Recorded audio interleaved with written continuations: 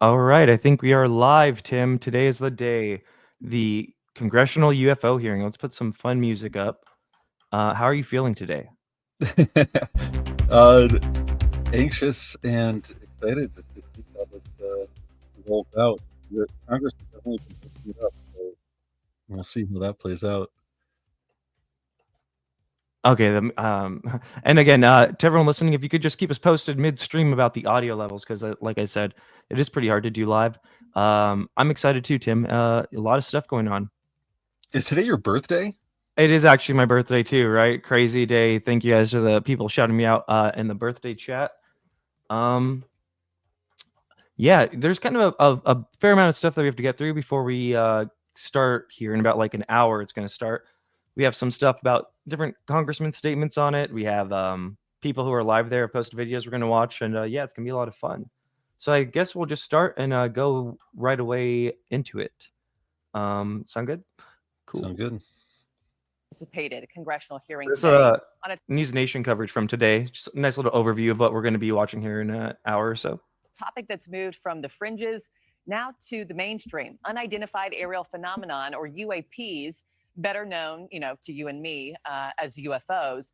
Government officials, military experts, even some whistleblowers are expected to testify, including 3 who first broke their stories exclusively to us here at News Nation over the course of the last year. News Nation's Joe Khalil is in Washington with the very latest. Joe, what are you expecting from the hearing today and also the testimony?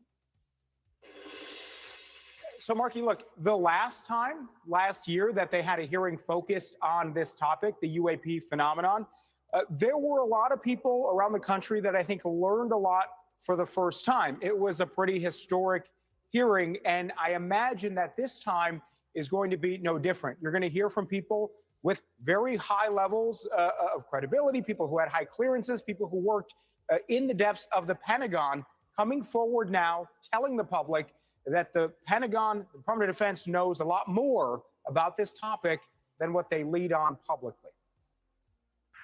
For decades, even the idea of UFOs or UAPs were merely taken as science fiction, but no longer. In the last few years, Congress has started treating the phenomenon as a matter of national security. Hearings in 2022 and 2023 included stunning testimony from former military and intelligence officials. Those like David Grush, who said under oath, the U.S. government is concealing a UFO crash retrieval program. And, he testified, non-human, quote, biologics have been discovered. Grush's testimony came after he gave an exclusive interview to News Nation, telling his story for the first time. And Grush wasn't the only one. Something is about to happen.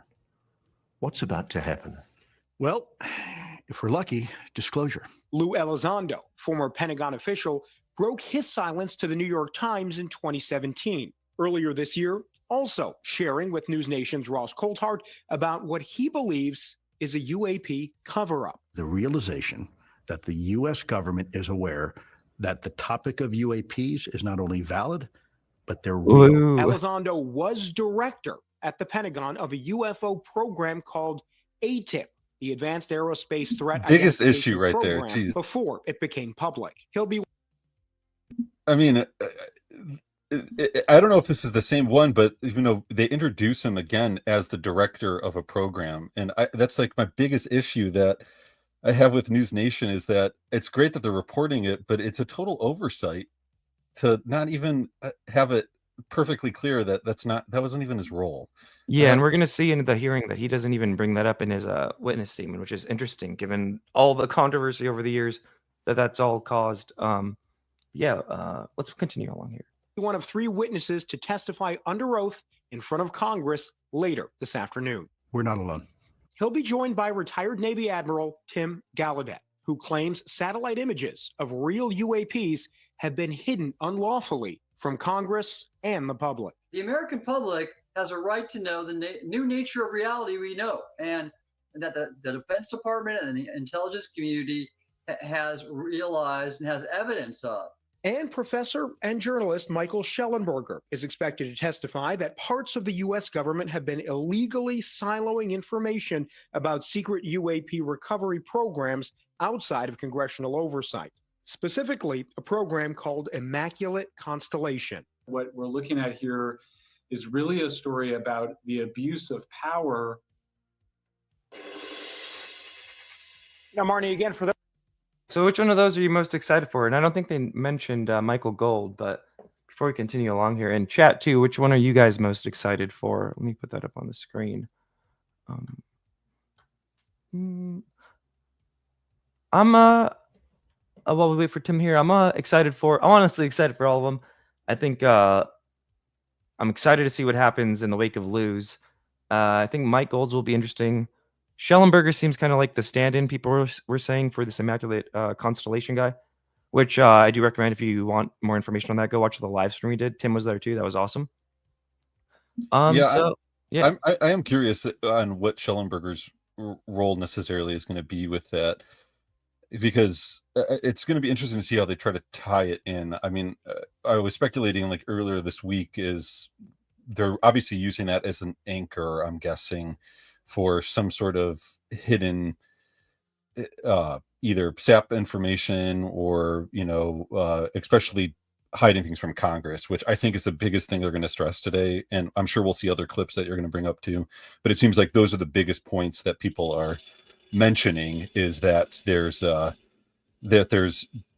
information that's being hidden from Congress members and from like the law. So I think that's going to be the biggest thing that they're going to hype on. Yeah. And they did release their statements already. Let's read some of the chat when I asked, what are you guys excited for? Michael Gold. My Miggy says Shellenberger. Bylor Taylor says anyone who shares new info. Tom Girl, friend of the show, says depends on who says what. Dorothy Hawkins, great to see you. I'm interested to learn stuff I haven't heard yet. Paul S. I wonder if Corbell will be sitting behind them again. Yeah. Honestly, after reading everything, I don't know if you're going to get too much new info. Maybe around the Immaculate Constellation stuff with Shellenberger. But as far as Lou's testimony goes, nothing really new. More advocating for stuff. But we'll get into that. Let's continue along here on our little pre-game for the stream starting soon. So yeah, this was the announcement. We don't have to read the whole thing, but I just kind of wanted to show you guys what it looked like. Kind of cool. This was released about a week ago, saying that this was going to be happening. It's the Subcommittee on Cybersecurity, Information Technology, and Government Innovation. And some more stuff. But yeah, pretty exciting stuff. Pretty exciting stuff. We'll just continue along here. Yeah, they put out a press conference. It's headed by Chairwoman Mace, Nancy Mace, who has been she's had some good moments in congressional settings, right?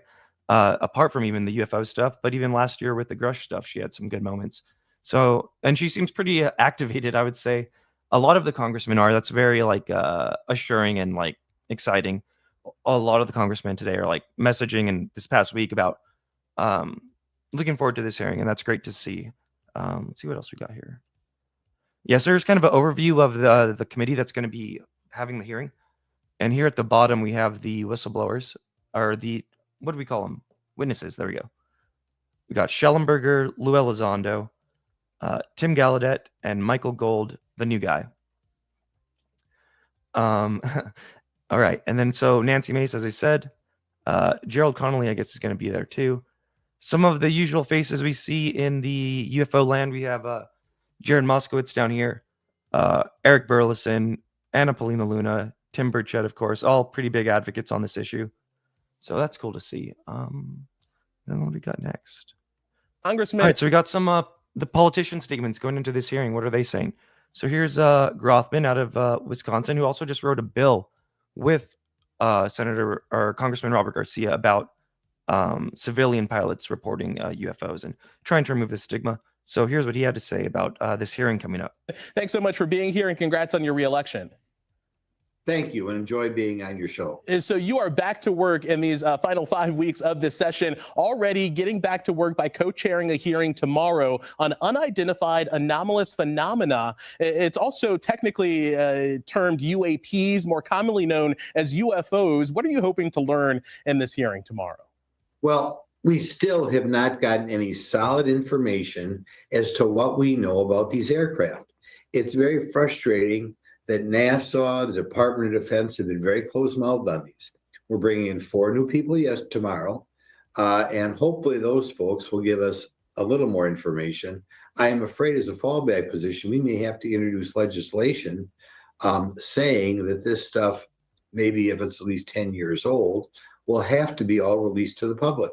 But I think we're going to gather some more information tomorrow about some drones we're flying over military bases and see exactly what we can be told. So I think that people may hear this, that there are legislators holding a hearing on UFOs and might think, why are they doing this? Is your office actually getting reports of UAPs or these UFOs in Wisconsin? We've heard of a few people who say they've seen stuff in the past, which isn't unusual. Stuff and like what are they saying? It generates a tremendous amount of interest from the public. You know, when I was first asked to take up this issue by the then speaker, I kind of had the same reaction you did. But to my surprise, I probably get more comments on my UAP hearings than I do on other things that are more traditionally associated with being a congressman. You mentioned the reports that your office has gotten. What are the reports detailing that people are seeing or saying that they're seeing? Well, they see, claim to at some time or other of their life, saw something that would be like a saucer-shaped object or something like that in the air. It was well known in Waukesha County, and I think this is maybe 30 years ago now. There was something reported in the newspapers at that time in which many people saw something that was kind of unusual. And of course, we had before our committee naval pilots testifying that they saw unusual things both over the Pacific and the Atlantic Oceans. You introduced legislation in January that will allow people to report UAPs without the fear of repercussion. Was that something, why was that something that you felt that you needed to propose? And why is there a fear, do you think, of repercussions when reporting these? Well, I think there's still a lot of people out there would say, oh, wow, he saw a flying saucer, you know, he must be crazy or something like that. And we just want to assure that if you report something, be it a commercial pilot, military pilot, whatever, you cannot get in trouble for that. You would not use your license because somebody's going to say, oh, you know, John Smith saw such and such a airplane or such and such a saucer. And I think by doing that, not just the pilots themselves, but other members on the craft, we're going to get some more information. And we don't want to, under any circumstances, have people say that, oh, I was afraid to report. All right. Yeah, so that's pretty cool. That's one of the congressmen who's going to be there today. And as he was talking about, there's that bill there. Kind of a more of a low-key one, right? Yeah, and that's kind of interesting that that's been on the books forever. I know you're working on the Steven Spielberg little docuseries you're doing, but that's one of the biggest things that they cover right in the beginning of the movie is talking about in Close Encounters, the pilots that, you know, do you want to report, you know, what you had saw or the different things, and obviously they're hinting at the stigma that's with it. But it's crazy that that's been on the books forever. And I think, for one thing, I think that's an important little aspect to at least try to accomplish. So good on him for that too. That didn't seem to get much attention when it happened. Yeah, and a lot of the speeches too today, the testimonies, they mentioned the stigma a lot. Yeah, and that, I'm sorry guys, those documentaries take forever to make. It's going to be epic though. It's like 2 documentaries in one. It's an hour and a half. There is a Tim Burchett. Gotta love Tim Burchett, right? Who doesn't love Tim Burchett? Does everybody in the chat love Tim Burchett? If you love Tim Burchett in the chat, let me know. Let's watch what he had to say. A UAP hearing this week on the 13th. Yes, ma'am. What can we expect? Well, Nancy Mace is going to chair it, and you know she's got no filter. She's a buddy of mine. And I love the fact that she's going to be pulling the deal on this. I'd asked her, you know, I would hope that she would be able to do that. I'm too much of a lightning rod, oddly enough. But I think you're going to get some more information. But the truth is, it's never going to come to an end until we have an executive in the White House who trusts the American public with that information. And I believe Donald Trump is that person. I believe he's for disclosure. In my conversations with him and the people around him, I believe that will come to pass. We're talking about the Kennedy assassinations, things like that. I happen. I'm 60 years old. I have hearing aids now. I'm falling apart. But Kennedy was assassinated before I was born, ma'am. There is nobody alive in those dadgum reports. And they wanted to set up a commission that was identical to the Kennedy committee, and they fed that to all the UFO, UAP community. Oh, we need that. We need that. Schumer was pushing it. That should have been suspect right off the top. Right off the top. Look, Trump gets. So he's kind of a little tempered, right? He's kind of been around the block. He knows he's been trying to get in a skiff, right, with Grush still since the Grush hearing, and that hasn't happened as far as I'm aware. There was like a kind of not skiff. TikTok. LOL. Yeah, I mean, he's obviously more conspiratorial when it comes to all those things, which, I mean, rightfully so. And it's interesting. He doesn't seem as frustrated as I think he would be. I mean, there's been other instances, it seems like he's been pretty hot-headed about all that, especially not being able to get Grush in a skiff. You think he'd still be pretty vocal about that. Like, I'm curious why he doesn't necessarily push that so much anymore. Yeah, and we'll see maybe in the questions today, some of that stuff will come up. We actually have a hearing Queen of Disclosure here. Paulina Luna. Let's go. tomorrow on UAPs. I know specifically in regards to if Rubio is the Secretary of State, he's actually been a huge advocate in declassification of that. But I think that if you look at the world, if you look at the galaxies in just a bigger picture, I don't see how there's not life on other planets. I'll just leave it at that. But you guys have to tune into the hearing tomorrow. It's going to be pretty awesome. So yeah, pretty hyped. She's been pretty activated online too about this stuff. I think she's going to ask some good questions. And do you know she had a sighting? I maybe should have pulled that. She had a sighting back in the day when she was in the military, or not a sighting. She was on base when pilots had a sighting, and she heard about it through the base chatter, I guess, because she was in the military. So interesting. She had such a great question to Jennifer Granholm about the connection with Department of Energy and whether or not they use, special forces. I can't remember which group it was specifically. And, in a roundabout way, she was just asking that question, like, do you work with these, covert sort of groups? And Granholm was sort of hesitant. You know which one I'm talking about, right? I mean, I thought that was such a fascinating question, how it wasn't necessarily super direct, but it seemed like she got the question she was looking for. And it also seemed like Granholm had no idea what she was trying to get at either. All right, let's do another one. We're just going to try and power through these. Here's Robert. Do you feel like he's going to be there today? He's the one who's writing the bill with Grothman, the first guy we saw. Congress is getting all of the information that you should be getting from, the CIA, the NSA, and from the Department of Defense? Or do you think there is still an issue with you all are requesting information that you should be entitled to, and you're not getting it? What's the state of play right now? Yeah, I mean, I can't speak for other members, and other members have been frustrated with some of their interactions with some agencies. I think I've been very satisfied with the answers I've received in both classified and public settings from our officials. We've had meetings as well, but I also support having more hearings and having more public transparency. I think there are a lot more questions that need to be answered in public. I think that there's a lot out there that folks are seeing that are that people that are very credible, military officials, airline pilots, former airline pilots, and that demand and deserve answers. And so I think that while I am certainly grateful to the information that we've received from our agencies, I think that the work in the UAP discovery space, I think, is just beginning. And I think that we are just starting really what's going to be what I think is a really interesting area for all of us to kind of dig in on and ask more questions and to be focused, though, on those questions, staying on message around what's true and where the science leads us, nothing beyond that. Cool. And yes, we're about 40 minutes out now. Feeling excited. Are you feeling excited, Tim? Okay. Anticipation. We're going to cut now to some of the images from the line so you guys could feel like maybe you were there. Right, well, the sun is starting. We got our friend of the show, John Strader, UFO Hotspot, on Twitter. He does good interviews, good spaces. He was able to fly out there today. And Mello, D-Man, we know a few people who went there. And they were lining up, I think, as early as 3 a.m. for this. So here's some of that. Starting to come up here. The Capitol Dome is getting lit. The line is happening here outside of the hearing. And we're going to get a DC flyover because Chris Bledsoe has entered the House.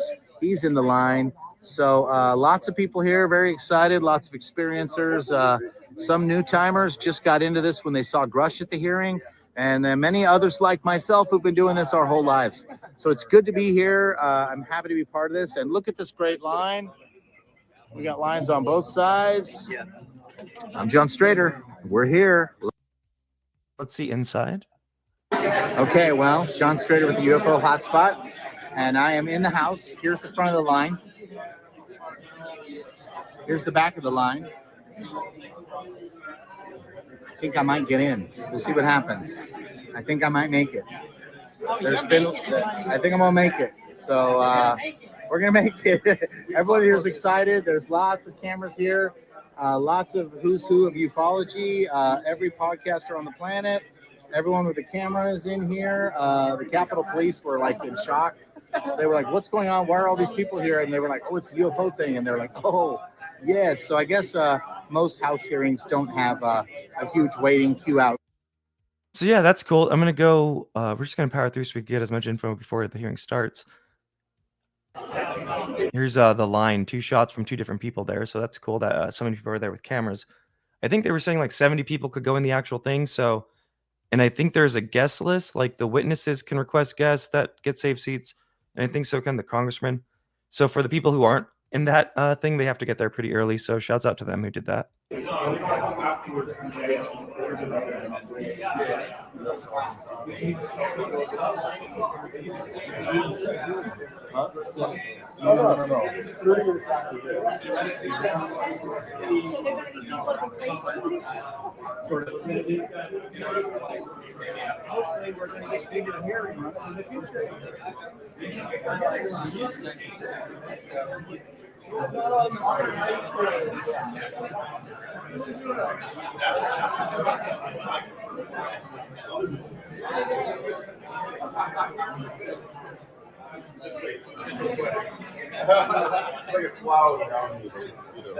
All right, so let's play this one too next, real quick. This is a little bit later. Crazy. Yeah, it's filling up, right? That's great. I'm Yeah, trying to stay optimistic about it, just be positive. I've got my own thoughts with it all, but it's so cool just to see the amount of people that are interested in it. Yeah, no, same. Like, there's definitely some things that might go wrong here, but it's hard to not be excited if you're into this subject. Like having a hearing about UFOs, even though there might be a lot of sketchiness, is still pretty lit. Let's see what we got. Oh yeah, so here's the. We're gonna now go a little bit of coverage about the witnesses today. Dr. Tim Gallaudet, Rear Admiral, U.S. Navy, Chief Executive Officer, Ocean STL Consulting LLC. We're gonna watch some clips of all these guys in a bit here, so we're just gonna read through the names. Mr. Luis Elizondo, author and former Department of Defense official. Interesting, right? Kind of. This was the official press release, by the way, of the committee holding this. So it's interesting to know how they are introducing people. Mr. Michael Gold, this is kind of the new guy that no one's really heard from much of, although we do have some clips of him. He's Chief Growth Officer, Redwire Corporation, which does satellite stuff, and former National Aeronautics and Space Administrator, NASA Associate Administrator. He worked on the Artemis Accords. Shouts out Stoned Ape. She was letting us know all about that. He's kind of a policy guy. He's a lawyer.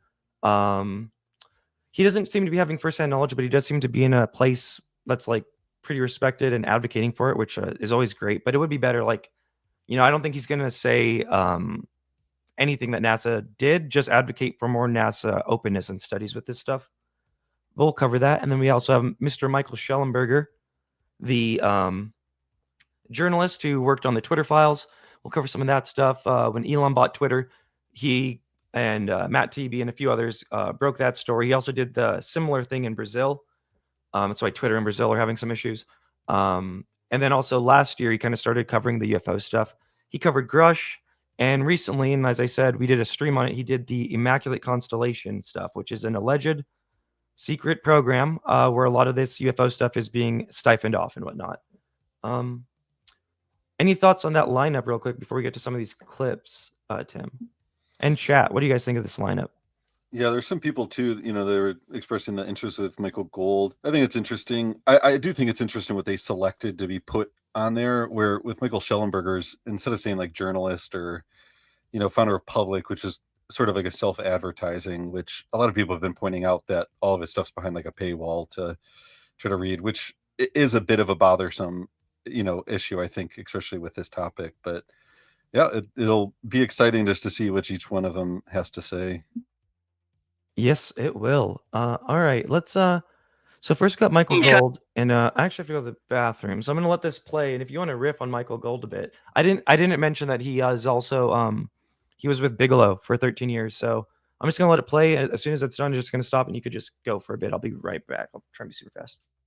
Can I ask you, what is the Bigelow Aerospace Advanced Space Studies? That's a separate division of Bigelow Aerospace, but I'm not a part of that, so can't really talk about BASS. Speaking of the FAA, actually, in the FAA manual, it said something about UFOs. Yeah, can I ask you about that? Well, let me say that I personally find the subject matter very interesting. I think, particularly if you look at the work of Kepler and the number of exoplanets we're discovering, and the number of Earth-like exoplanets. As a matter of fact, I missed the hearing, but I should keep looking at Brian here. But we may have data on Earth-like planets already. So I think the galaxy is most likely teeming with life. As a matter of fact, that's what science is teaching us. So can I just ask you real quick? I'm sorry to interrupt. Can I just ask you? So the FAA refers reports to Bigelow. What do you guys do with those reports? Again, I'm not a part of that division, so you don't know what they do with UFO reports. I can't comment what they do. But I'm glad someone's taking them. I can say, because these are important issues that deserve serious attention, particularly from an airspace issue. Okay. Cool, and I'm back. So he knows something that obviously he's one of the other guys too that's like hiding behind the whole NDA stuff, or it's like I can't speak about it type deal. It's interesting when he says his interest into the subject, where I hope he kind of expounds on that a little bit more besides Kepler and exoplanet stuff. It sounds like he's got a little bit more that he's not necessarily saying. Yeah, and again, I want to reiterate, he's with Bigelow, and for people who might not know who Robert Bigelow is, maybe I should pull something of him. He's a billionaire, long time into this topic. I have a video about him, I'm pretty sure. Yeah. Yeah, he had this, in the 90s, he made this organization called BASS. I mean, first it was, what was it? National, do you remember the first Bigelow one? NIDS, National Institute for Discovery Sciences. There we go. That was the one in the 90s that he did. And then in like the 2000s, he made BASS, Bigelow Aerospace, and that's where Mike Gold was there for a bit. And some people have described him as Bigelow's lawyer during that time. So again, I don't think he's necessarily like a super technical scientist guy, but more of like a legal guy, which is great. You need every front on this. But yeah, the Bigelow connection, because Bigelow is also the one who would end up getting the contract for OSAP and has all those affiliations with Skinwalker Ranch and stuff like that. So yeah, I think this guy definitely knows something. I'm curious to see what his question and answer is. Here he was, by the way, at the NASA hearing last year. So if you guys will remember, about 2 or 3 years ago, NASA announced that they were going to do a little UAP study, and they had kind of like it was nothing too serious. It's kind of like a small coalition of people looking into the things. And here's some of the statements he had at that hearing, and this is about a year ago.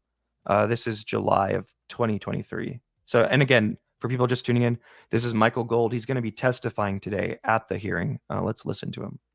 Were there radar hits? Were there other sightings? Unless we can look at this from a holistic perspective, it's very difficult to draw conclusions. And relative to stigma, and I appreciate the reports that our colleagues gave, I think there's plenty of stigma right here in this building. I'm sure, Dan, you've suffered from it at times. And I just want to commend Administrator, although who's always be Senator Nelson to me, for his leadership and candidly courage in getting the asset to tackle this issue. And as we look at what Sean had articulated that what he wants NASA to do, as we look at the recommendations for reporting and how we need to collate that reporting, I'm very concerned that this could be effectively done on an ad hoc basis. And I've been a part of far too many panels and studies that end up sitting on the shelf. I don't want this to be one of those exercises. And we can discuss this further, but I would call for and recommend a permanent office within NASA to support this activity, albeit likely a modest one, but to collate this information, collate that data, to archive the information, and act as the open, forward-facing counterpart to Sean and AARO. So yeah, that was pretty cool. And also, thank you, UFO Brew, for the super chat. I mean, yeah, so calling for a NASA permanent office last year was cool. Although I do think like nothing really came of this, right? And that's kind of one of the fears with this hearing, right? As we discussed earlier, I think some of the congressmen are still waiting to get in a skiff with Grush. But it kind of helps you guys see where his head's at with all this stuff. Pretty open to it. And that's always great. I got one more of him. Yes. So I'm not a scientist, I'm a recovering attorney, and I love process. And a few questions there. If I'm a pilot, where do I find that process for reporting UAPs? Where is that articulated or captured? Second, when you mentioned that you're reporting these incidents, who are you reporting it to? And are those incidents, pulling on the thread that Reggie started, are they being archived anywhere? I believe they are archived. They're reported to the domestic network, event network. It's an NFA organization or function. I can't speak to whether they would be, say, part of what Sean would include as part of his database. I presume so. So I think that was the answer to the second question. What was the first question again? I'm sorry. Where does the reporting process live? If I'm a pilot, I see a UAP, where do I go to find out? That I don't know the answer to that. That clip is kind of quiet, so we're just going to move through there because the audio issues. We do have some more stuff to go. We're about 30 minutes out from the hearing. Do we want to go? I say we'll just listen to the statements when they give them, right? I think that's best. Yeah, that's good. Yeah. We don't want to read through the whole thing because there's like 40 pages and stuff of whatnot. So next we got Mcihael Shellenberger. So I do have this video, just some background on him, relation to the Twitter files, so people could who might not be familiar with who he is as a journalist, apart from the UFO stuff, can have an idea.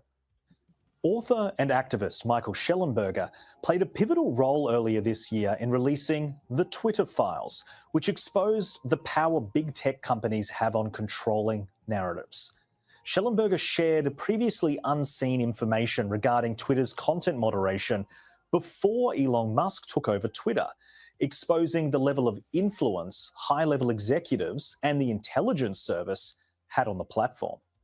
The government no longer needs a predicate of calling you a terrorist or an extremist to deploy government resources to counter your political activity.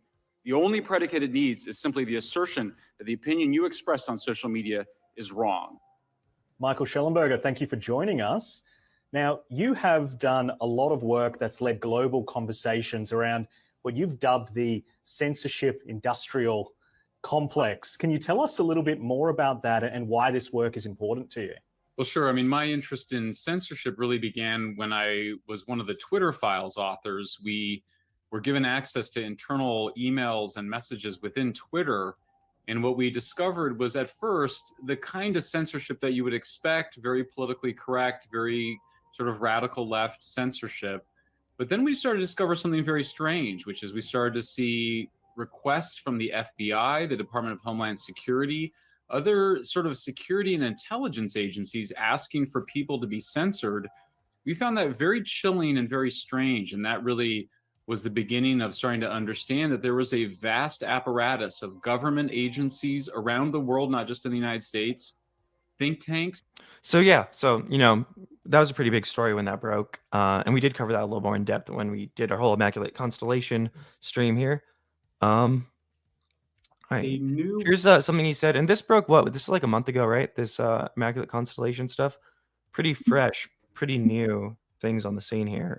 Let's see. Whistleblower has come forward with a written report that this person has shared with some members of Congress and with me, and the report is quite extraordinary. It says that there is an unacknowledged special access program called Immaculate Constellation, which is the parent program, is the language used for exactly what you said: UAP, crash retrieval, reverse engineering, and apparently a very large database of high quality photographs, videos, infrared videos, apparently much more sophisticated documentation of many more UAP encounters than have been released. And so the article is really about the allegation that this program exists and that it has been withheld from Congress illegally. I think it's important for viewers to understand that the first article of the United States Constitution requires congressional oversight of all of the activities of the executive branch of the United States government. So whether or not you think there are extraterrestrials or non-human intelligence or anything, even if you think that all of this is just some sort of advanced craft, the allegation here by a new whistleblower verified by other sources in a position to know is that the Pentagon the Defense Department has withheld, kept secret this information from Congress, which is a violation of the Constitution and illegal. So I think that what we're looking at here is really a story about the abuse of power, including in potential disinformation from the Pentagon, just as much as it is this other question of what exactly are people seeing in UAPs. Cool. Yeah. And what was interesting about this too was like it wasn't really reported on a lot. And then when it came out, did you see this stuff? And I think we might have talked about this, Tim, that like George Knapp was kind of like another UFO journalist was saying that there were some flaws with that and there might be like disinfo in that. So I don't know. That's kind of the big new takeaway, this Immaculate Constellation stuff. Yeah, any thoughts on that? Yeah. I just think that I don't know, I mean, George has been around for a while, so I'm sure he's got, some sort of stake in his practices. But I think Ro Khanna and Michael Shellenberger are going to have, this is going to be the conversation that they're having, is talking about the, breaching of civil rights here. And I think that's going to be the avenue that they're going to kind of talk about the most. I'm curious how much Immaculate Constellation is going to come up with it, but more or less the aspect that the government is circumventing Congress and, our First Amendments and all that kind of jazz. Yeah, I'm curious to see more about that. So we have about 20 minutes until the live stream starts, and it might not even start right on time. And I'm going to put in the chat, I put in the chat the link to the stream if you want to go watch it. It's being streamed on the GOP Oversight if you want to watch it without any commentary, although we'll probably be watching it pretty attentively and then just discussing it after. What do we got next? All right, we got Lou next. You got a marriage proposal, though. Oh, yeah, I saw that. Thank you.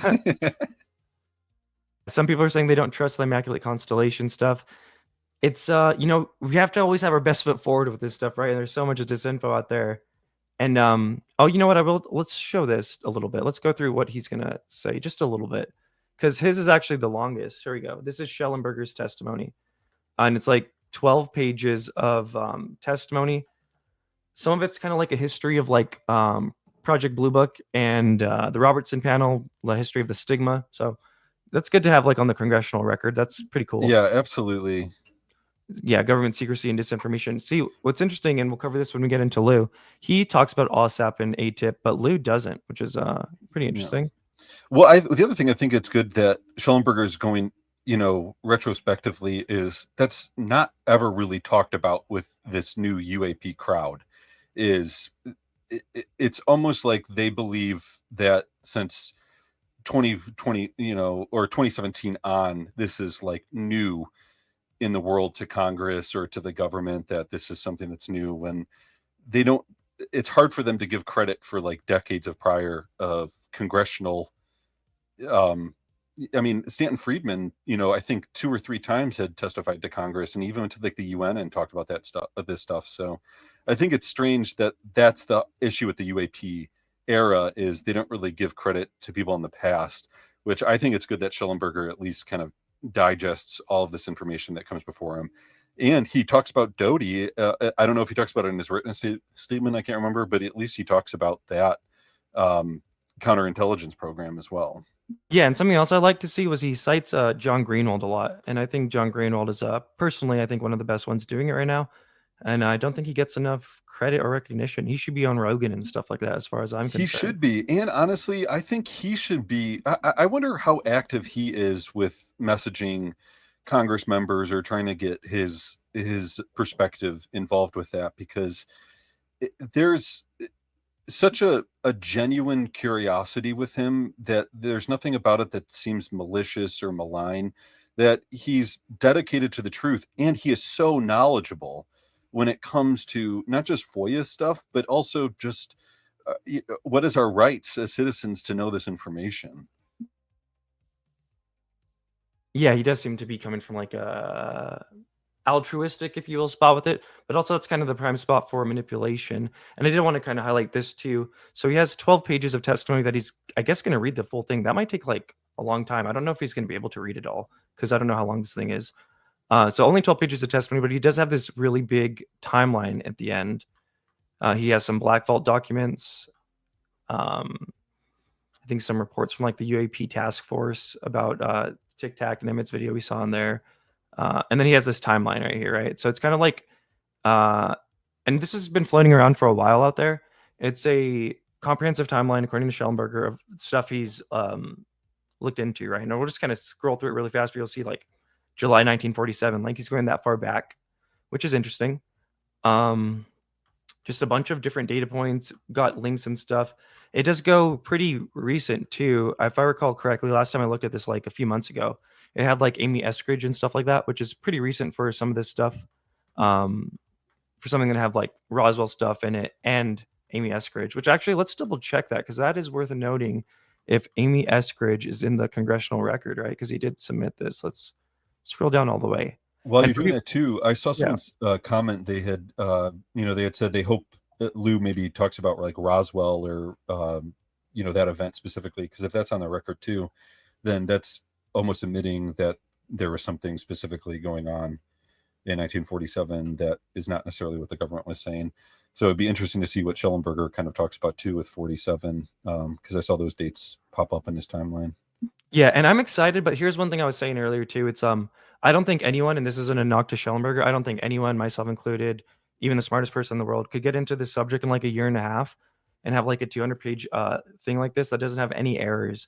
And if there's errors in this, like you already know that like people like Mick West and stuff are gonna shred it and like kind of make that seem like a knock on the credibility of the whole thing. Yeah. Yeah, I'm curious who he's sort of working with, and I'm curious maybe he has reached out to John Greenwald, and maybe John has kind of even given him information, but he'd be the person that I think Shellenberger should be sort of fact checking things with, or at least getting more of a concise perspective from, trying to weed out what is not and what is. There it is. Amy Eskridge is here. So she was anti-gravity researcher scientist who passed away. There's controversy around that. Some people say she committed suicide. Some people say she was murdered. So he does have Amy Eskridge in the congressional thing here. We'll just read it. It's interesting, right? Interesting. Yeah. Dr. Amy Eskridge, the 35-year-old scientist and co-founder of the Institute for Exotic Science in Huntsville, dies in Huntsville, Alabama. Oh, so he just has her death date there, June 15th. Yeah. Retired UK intelligence officer Frank Milburn claims she was targeted with direct energy weapons and murdered by a private aerospace company in the U.S. because she was involved with the UAP conversation and working on advanced propulsion. Holy shit. So, and again, but here's the thing, right? Like, I don't know if that's, I like Frank Milburn too, but sometimes I feel like he said things that might not be factual, right? And if there's, I don't know. It's interesting that she's in here, but yeah, what does the chat think about this? Do you guys even know who Amy Eskridge is? I think I'll probably have to do a video or a stream on her at some point, but yeah, it's pretty interesting, right? This is that her name's in the congressional record. I think that's in the record now too. That's interesting. I'm curious why he felt. I mean, he must, because that story itself is outrageous, and I mean that statement itself, not outrageous in a bad way, but something that's kind of like would be deemed conspiratorial or something to be, questionable, but he must have some sort of trust in it that there's something more to it, I'm guessing, or maybe not. I don't know. And that's the thing. He's so fresh, right? And he's doing the Twitter files and Twitter files Brazil. I just, there was something in there that I saw that I was like, oh, I don't know if that's necessarily true. Did he talk about the Benowitz too? That you scrolled past it, so I was guessing. Yeah, I think he did. We could go scroll there real quick. That was it like 89 or something? Yeah. Yeah, right. Because there's all these. You open yourself up to so many. Oh, so many UFO cases are like, have like so much sketchiness around them, where even the court case could be true or the court case could just be false, and some of the aspects around it are just like done. Let's see. It should be right around this time. Yeah, there we go.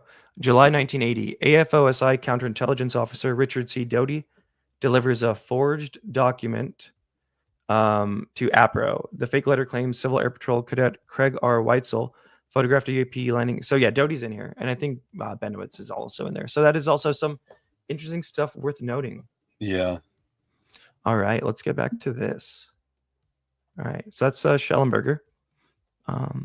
Oh yeah, and then also in the thing which we kind of scrolled past, he does have some of the interesting UFO encounters in the testimony. So this is actually cool. This is some new UFO cases that we haven't necessarily heard about that he's hearing from his source, by the way.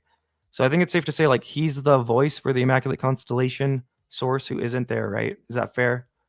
Because going into this, it was kind of marketed, or not marketed, but people were saying that the Immaculate Constellation guy would be testifying. So that's kind of my read on that situation. But yeah, here's let me just read this. The report describes various incidents found in the HUMNet databases. One involved orbs surrounding and forcing an F-22 out of the patrol area. The F-22 broke trajectory and attempted to evade, but was intercepted and boxed in by approximately 3 to 6 UAPs, according to the report. One UAP maneuvered in proximity to the area directly starboard of the cockpit. There, the UAP established a rigid spatial relationship with the F-22, maintaining its exact position and orientation parallel with the F-22's cockpit, despite multiple evasive rolls and maneuvers. Surrounded by the presumed hostile UAPs, the F-22 was forced out of the mission area under the escort of the UAP formation. Okay. Do you think it's weird that it's 3 to 6? Like, how do you not? Are they like moving around and you just can't count how many are actually there? Or that's such an interesting. To me, that's because it's like I wish it was more descriptive of whether or not he was. If they were like rotating around him or if they were like stationary and then just boxed in that way, I wonder what that means specifically.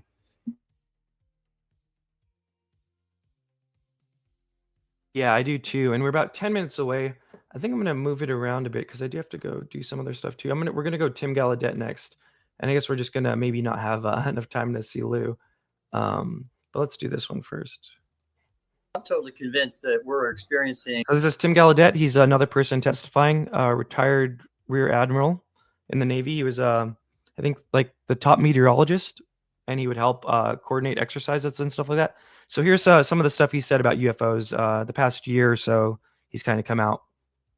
A non-human higher intelligence. By the way, there's non-human intelligence all around in the ocean, especially when you look at marine mammals like whales and all that, but this is non-human higher intelligence, and they, of course, are possessing craft, vehicles, whatever that can do things we can't explain, and with technology we can't explain, and with laws of physics that are not what we know them to be, obviously. So, and I am completely convinced because I know the people who were in the government programs, the legacy programs that oversaw both the crash retrieval and just the analysis of UAP data. So that I'm very confident in these people, former intelligence, former DOD, and we are working as a team behind the scenes to advance disclosure, a controlled disclosure, mind you, as was put forth in the Schumer Amendment. All right, let's do another. I think I got another one lined up here. And I actually started. So, and again, in his testimony that I don't think we're going to read that one. We just kind of went through the Shellenberger one. He does mention the Go Fast video, which is controversial in its own right. But here's he basically what he says here is what he's going to be testifying to about the Go Fast. And for people just tuning in, this is Rear Admiral Tim Gallaudet, who's going to be testifying at the hearing here, which starts in about 10 minutes, it looks like. So we're going to be checking in over there. The YouTube link over there hasn't started anything, so we're just going to watch this for now. To speak out about this because I did see something when I was in the Navy on the Navy secret network during a big exercise. I received a secret email from my boss. It was addressed to myself and all the subordinate commanders who reported to my boss. So 20 flags, admirals, and senior executives. And the title of the email was Urgent Safety of Flight Issue. And attached to the email was the now very famous Go Fast video, the leaked UFO video from Navy F-18s. And he asked all of us on the line if we knew what it was, and if we did, tell him, because he was going to have to shut down the exercise. If not, because these craft were having near midair collisions multiple times with the Navy aircraft. I knew then and there wasn't our technology. And then the next day, it was wiped from my computer, and no one ever talked about it. This major safety of flight issue. And I was also the chief meteorologist in the Navy, and safety of flight was my job. So I wasn't able to speak about it because I knew obviously it was compartmented in some special access program. And that's why when my boss sent it out, they wiped it all from everybody's computer. I'm coming out now to speak about this because this is a major safety concern. We're not able to understand and track what's in our airspace and water space. Now, that was when you were in the military. I know you worked on a lot of classified projects. I think at one point you were working on classified projects involving unmanned drones, sensors, the types of stuff that may or may not be adversarial. So without getting into the specifics, because I know classification, we can't talk about that stuff, but do you think that there's a chance that some of what we are seeing is adversarial, is from another country that has some sort of technological advantage that we just don't understand at this point? No, I don't think so. I've been read into all the threats. I had a high clearance, top secret, special compartmented information. And I know that our adversaries don't have technologies like these. If they did, we should be worried. But we should be equally worried because they're being operated by entities we don't even understand and who they are and where they're. I don't know what that issue was. That might have been with the video. Hopefully it's with that video, not my connection. We got more I stuff. do know. Here's Ross Coulthart. Here's something he said, I think like yesterday or the day before, about what Tim might be talking about, maybe in the Q&A stuff. Some stuff to expect. Tim knows quite a lot about underwater submerged, unknown submerged objects, which have basically attracted the attention of the US Navy. And he's very, very well informed from people on the inside, anecdotal stories that he's collected from people who essentially approached him as a highly honorable and very highly respected former senior naval officer. He's basically been approached by people who've told him extraordinary stories. I'm in touch with one of the people who has told him of an account.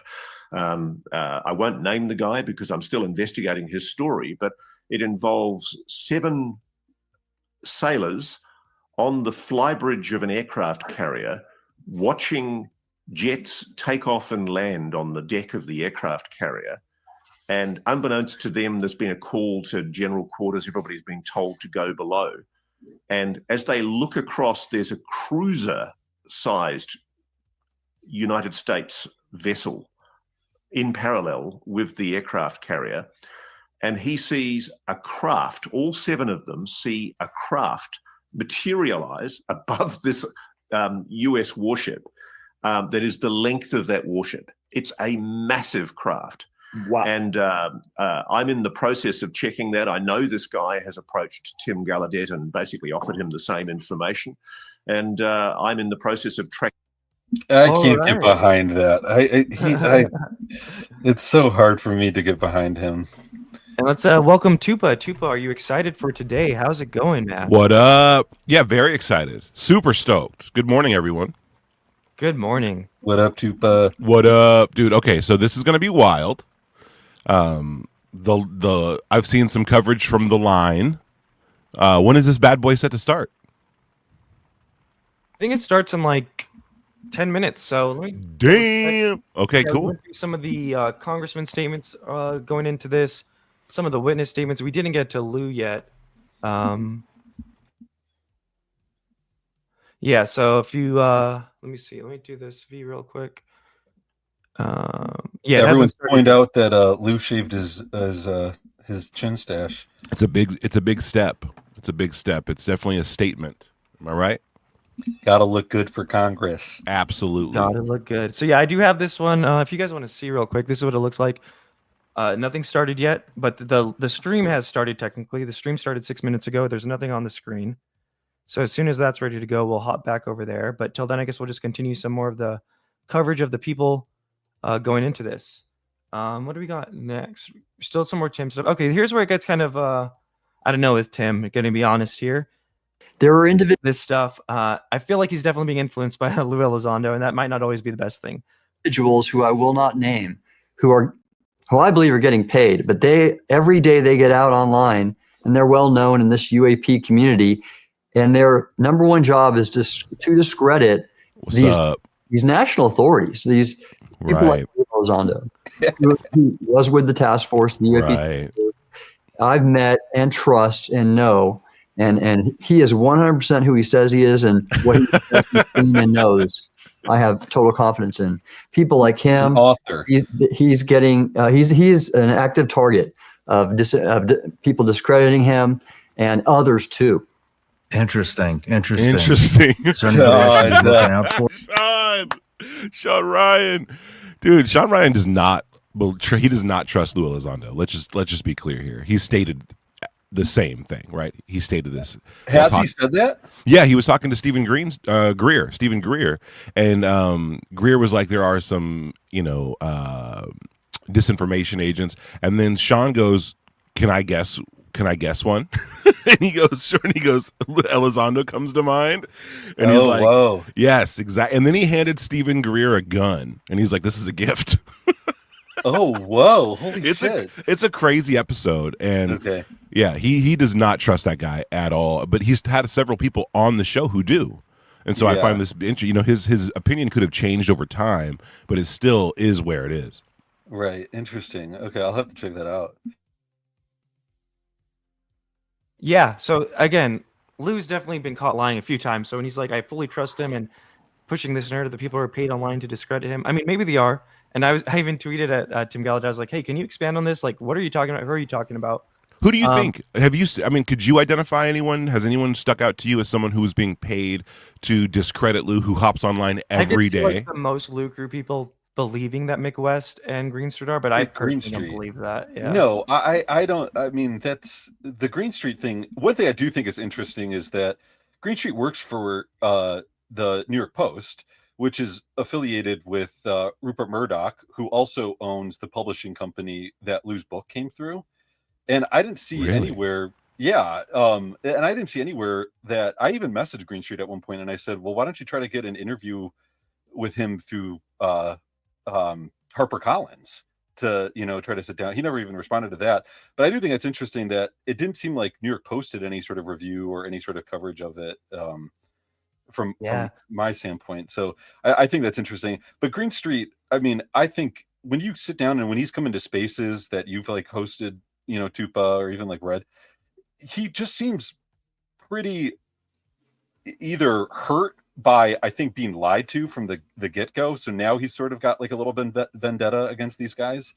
But also I think he was able to weed out like, wait a second, there's some bullshit here. Like this is total. I don't think it's like there's definitely a personal vendetta, but I don't think he's like getting paid by the government, right? And a real quick shut up. That's a bad kitty. RPK was right. Thank you for the super chat.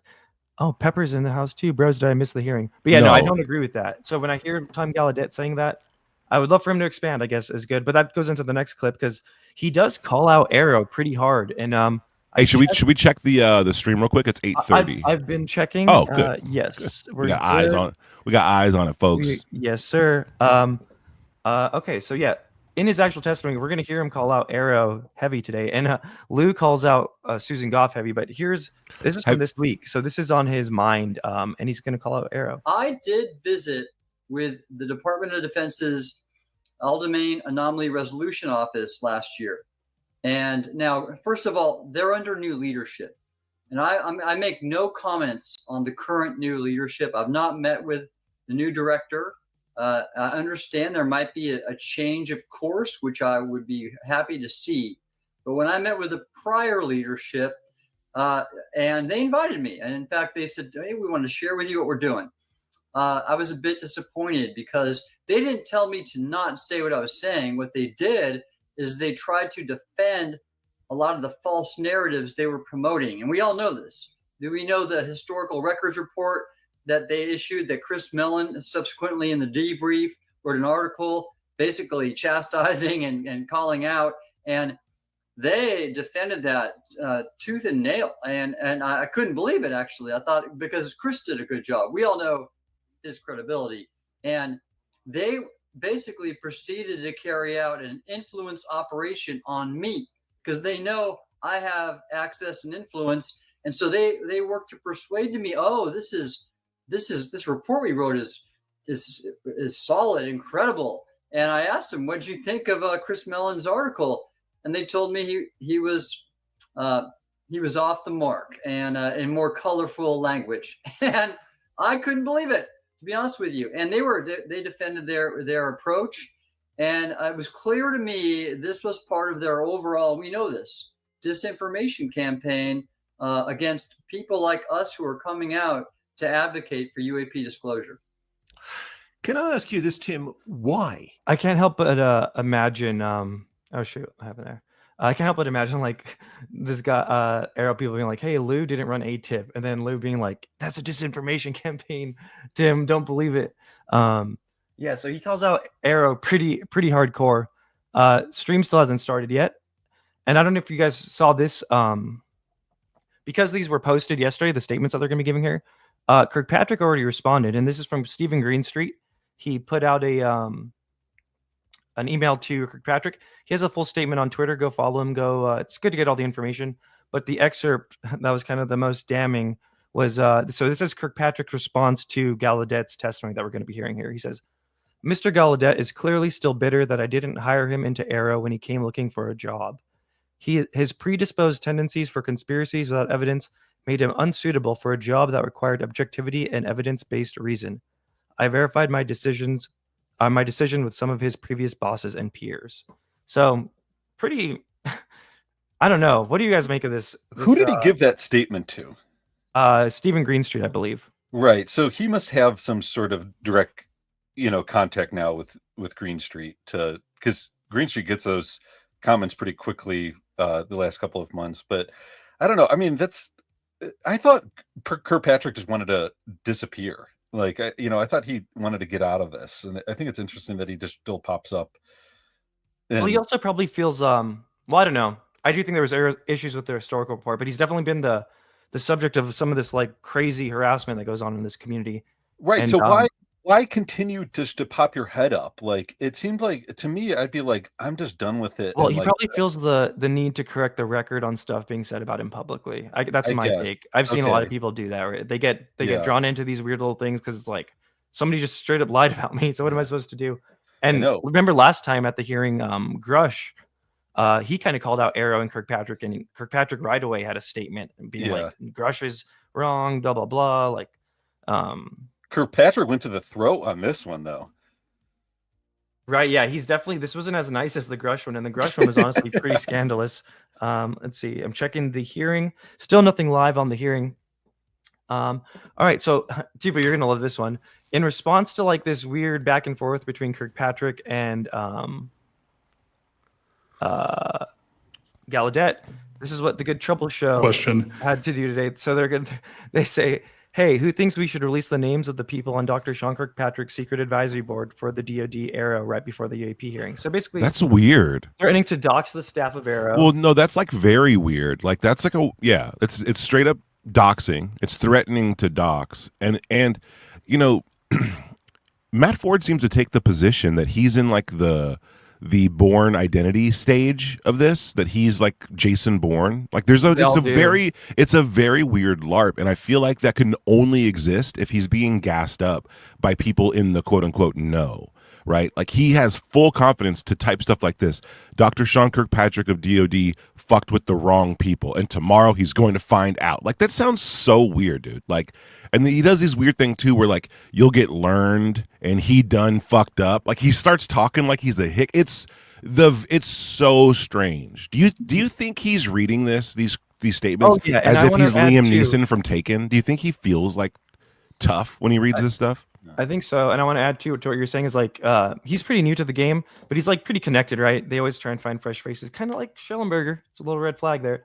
Well, without any exaggeration, he's a DNC propagandist who made propaganda videos comparing Trump to Hitler. That's exactly what he was doing before he got into UFOs. Yeah, he was like a day before. And even there's a lot of crossover too. The point being is, I think around the time these came out, he was already in DC. He's in DC right now, like with Lou. Right. And he's kind of been a Lou mouthpiece for a lot of this stuff. So like this kind of culture of like, we're going to release your names. It's very top down. I think people need to recognize that.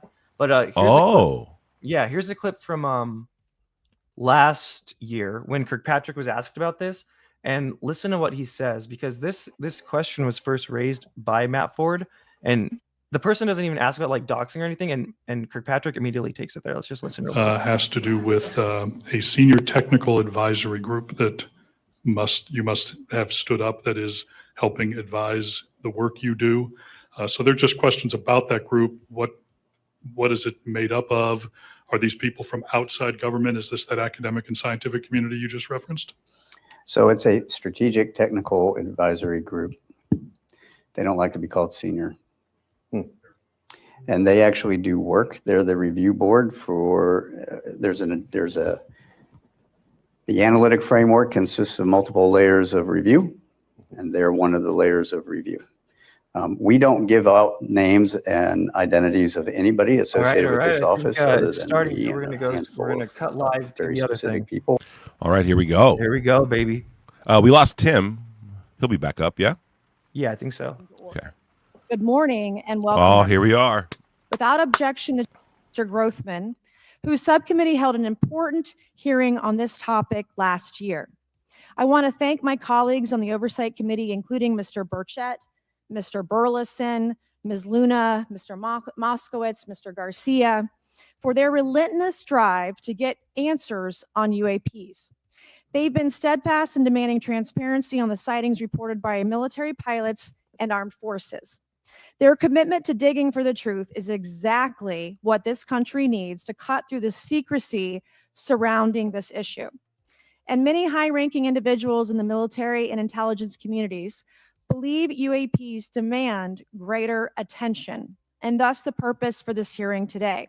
Former National Security Advisor H.R. McMaster said on Bill Maher's program that, quote, there are phenomena that have been witnessed by multiple people that are just inexplicable by the science available to us. Army Colonel Carl Nell, a member of the federal government UAP task force, said at a conference this past May that non-human intelligence exists. Non-human intelligence has been interacting with humanity. This interaction is not new, and it's been ongoing, and there are unelected people in the government that are aware of that. But UAPs remain a controversial topic. I'm not going to name names, but there are certain individuals who didn't want this hearing to happen because they feared what might be disclosed. But we stood firm. No amount of outside pressure would ever keep me from pursuing a subject to ground, come hell or high water. On that score, I want to thank our witnesses for being here. We have before us a panel of individuals accomplished in the military, in civilian government, in science, and in journalism. Some of the testimony you will hear them deliver today does not reflect well on influential individuals and agencies within the U.S. federal government and perhaps some of our contractors. It's never easy to present such information publicly. So I appreciate our witnesses voluntarily agreeing to being here today. This hearing is intended to help Congress and the American people to learn the extent of the programs and activities our government has engaged in with respect to UAPs and what knowledge it has yielded. This includes, of course, any knowledge of extraterrestrial life or technology of non-human origin. If government-funded research on UAPs has not yielded any useful knowledge, we also need to know those facts. Taxpayers deserve to know how much has it been invested, how much has been spent. They shouldn't be kept in the dark to spare the Pentagon a little bit of embarrassment. The reality is, despite their enormous taxpayer-funded budgets, the transparency of the Defense Department and the intelligence community have long been abysmal. The Pentagon has failed 6 consecutive audits. In fact, it's never actually passed one. Adding to this is a runaway overclassification of documents and materials, a reluctance to declassify materials when appropriate, and at times an outright refusal to share critical information with Congress. In short, it's not a track record that instills trust. So Congress has tried in recent years to lift the veil and find out if information about UAPs is being withheld, not only from the American public, but also from their elected representatives in Congress. Part of the transparency effort was legislation created in the Pentagon, the All-Domain Anomaly Resolution Office, or AARO, but the new office is struggling to get its footing. A recent statutorily required report from AARO, intended to illuminate the government's historic assessment of UAPs, was heavily criticized by those seeking UAP transparency. The report has stoked suspicions AARO is unable, or perhaps unwilling, to bring forward the truth about the government's activities concerning UAPs. I'm disturbed that AARO itself lacks transparency. Even its budget is kept from the public. So if there is no there, then why are we spending money on it, and by how much?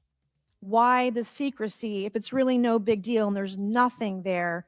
Why hide it from the American people? Because I'm not a mathematician, but I can tell you that doesn't add up. I expect some of our witnesses to share their views on that AARO report. We will also hear from the witnesses today allegations of UAP-related misinformation and disinformation by government officials, of which they are personally aware and directly experienced. And we will hear testimony today concerning recent revelations about a purportedly secret UAP program whose existence and findings may have been improperly withheld from Congress.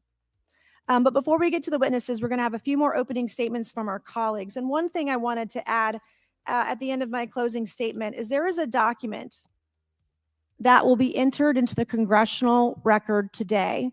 Mr. Tim Burchett from Tennessee has this document, and we just distributed it to every member up here on the dais of this document. But this is going to be the original document from the Pentagon about Immaculate Constellation that Michael Shellenberger delivered to Congress today. So thank you, Mr. Shellenberger, for this information. We are all reading it in real time now, and Mr. Burchett will enter it into the record. But 12 pages about this unacknowledged special access program that your government says does not exist. So with that, I would acknowledge my colleagues, Mr. Garcia. I want to say, first of all, to Mr. Connolly, who cannot be here today, the ranking member on my subcommittee on cybersecurity, I want to say that I was greatly saddened to hear about the recent news of Mr. Connolly's cancer diagnosis. And I want to convey to him and to all of our colleagues, we wish our very best to you and a full and speedy recovery. And with that, I would acknowledge Mr. Garcia for 5 minutes. Thank you. Thank you very much, Chairwoman. And I want to thank the Chairwoman and the Chairman both for their continued support and really treating this this discussion and these hearings in a way that's bipartisan. I think one thing that's very important for all of us that are interested in the conversation around UAPs is that this is an area that both Republicans and Democrats, where we may disagree in a lot of other spaces, this is an area where bipartisanship is really important. And in fact, I would add it's critical that we all continue to work together in a way that moves forward with the truth and important disclosure. So we're here to have a bipartisan and serious conversation, I believe, about our national security. We should always ground these conversations in facts, evidence, and the data in front of us. I want to note that we have our witnesses here. I want to thank you all for being here, and note that also amongst you have folks that have also served us in our military. And I know that for many of you, this has been a difficult process, but I'm very grateful to have you with us today, and thank you for joining us.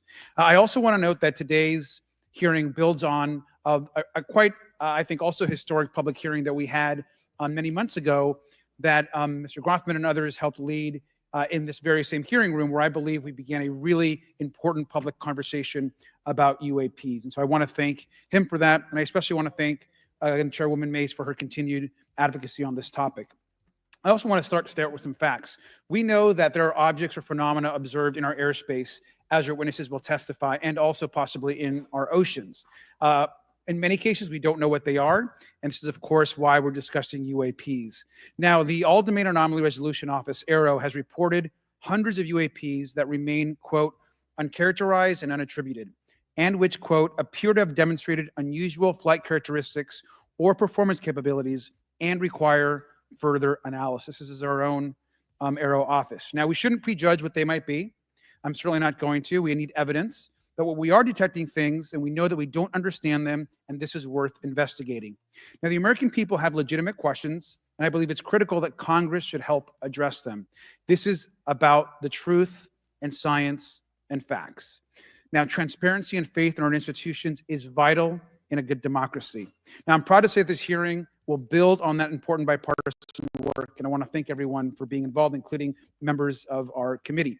Now, in our last hearing in July, we heard testimony that a significant number of pilots of major airlines have witnessed UAPs as well, but have no real confidential way of reporting them to the government.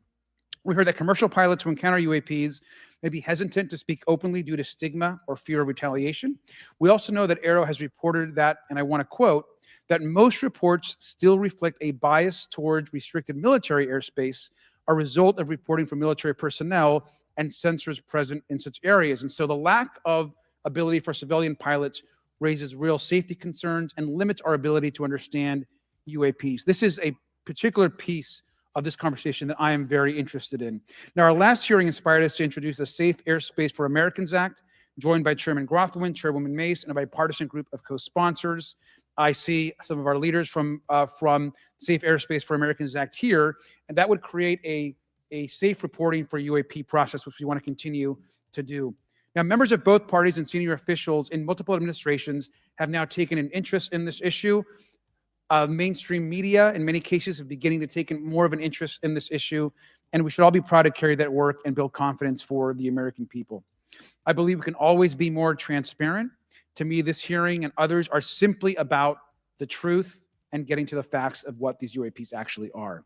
It's very important that we show that Democrats and Republicans in Congress can work together to cut through misinformation and look for a serious and thoughtful way to have the discussion in public. Many of us have also called for additional public hearings to discuss UAPs. This should be a topic that continues on throughout the Congress so we can gather more information, data, and work with the relevant agencies to gather more information. Finally, just want to add that those that are here on this dais, many of us have participated also in classified briefings as well, and where we have also gained a lot of important, I think, and interesting information, at least I personally have. And so with that information, we want to continue today's hearing, and I thank all of our witnesses for being here. And with that, I'd like to yield back. Thank you, Mr. Garcia. And I'd now like to recognize Mr. Grothman for a 5-minute introduction. Thank you. Good morning. I'd like to thank our witnesses for being here one more time. This is a topic I've been interested in since 8th grade. I'd like to thank Ms. Mace for working with me on this topic and for making this a joint subcommittee hearing. Last year, the Subcommittee on National Security, the Border and Foreign Affairs held an historic hearing to understand the potential national security risk of unidentified anomalous phenomena, or UAPs. We heard from former Navy Commander David Fravor, who shared firsthand experience with a UAP engaged while on duty in the Pacific. We learned from David Gresh, a former member of the intelligence community, who revealed the supposed existence of secret government programs hidden from congressional oversight. Additionally, former military pilot Ryan Graves informed us of the limited ways in which the military and commercial pilots can report UAP sightings. Since that last hearings, I've led several briefings with government agencies to deepen my understanding with these issues. First, the Department of Defense Inspector General's Office informed us that the Department of Defense does not have a streamlined process for service members to report UAP activity. Since then, the Joint Chiefs have implemented standards for UAP reporting across the services. The Intelligence Community Inspector General informed us that whistleblowers often fear retaliation for reporting mismanagement of highly sensitive government projects or information. Finally, AARO has expressed to the committee that, like any other federal government agency, it's faced challenges in its establishment, specifically in hiring staff to manage UAP historical records and coordinating with other federal agencies. While these agencies have been helpful to us in understanding the challenges that come from collecting UAP data, none of them have been able to substantiate the claims made at this hearing last year by David Grush. Despite our committee members endlessly questioning these agencies inside and outside of a skiff. I hope our witnesses today will be able to provide evidence and content that is worthwhile to our pursuits of eliminating government waste and increasing transparency. To help alleviate some of the roadblocks, I'm supportive of measures that were included in last year's National Defense Authorization Act to increase transparency and improve record-keeping measures when it comes to UAPs. But I believe there's still more work to go. I co-led the Safe Airspace for Americans Act with Ranking Member Garcia, which requires the Federal Aviation Administration to develop procedures to collect UAP data from civilian aviators.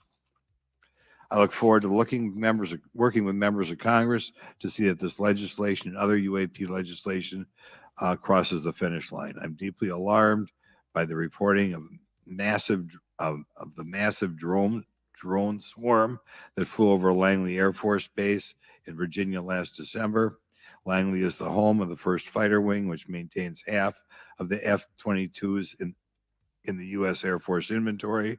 Reports of this incident indicate these drones were roughly 20 feet long, flying more than 100 miles an hour at an altitude of over 3,000 feet. Yet the origin of these drones and their operators remains a mystery. This incident and other sightings near sensitive military installations highlights the complexity of the UAP challenge facing our intelligence, defense, and homeland security committees. Whether these phenomena are the result of foreign adversaries developing advanced technologies or something else entirely, we must take them seriously, investigate them thoroughly, and assess their implications on national defense. The repeated UAP sightings around sensitive military sites underscores the need for innovative defensive strategies beyond traditional measures. They also highlight the urgent need for updated policies to address emerging threats, as well as more effective interagency cooperation and intelligence sharing. However, none of this is going to be possible without transparency.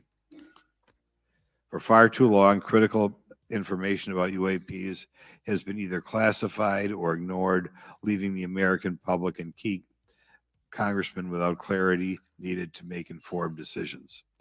Declassifying reports and fostering a more open dialogue about UAPs will not only increase the public trust, but also encourage collaboration between government, the scientific community, and our allies. Quite frankly, there's been things that have been kept secret that is, I think, old enough that there is no reason it shouldn't be released, regardless of any so-called, private information. A transparent approach will allow us to share insights, identify patterns, and develop new strategic defenses. As we continue to investigate these phenomena, we must do so with a mindset of protecting our country, advancing scientific discovery, and upholding the trust of the American people, who right now I don't think have trust. And it's just obvious. I don't have trust. We cannot shy away from the unknown, especially when the stakes are so high.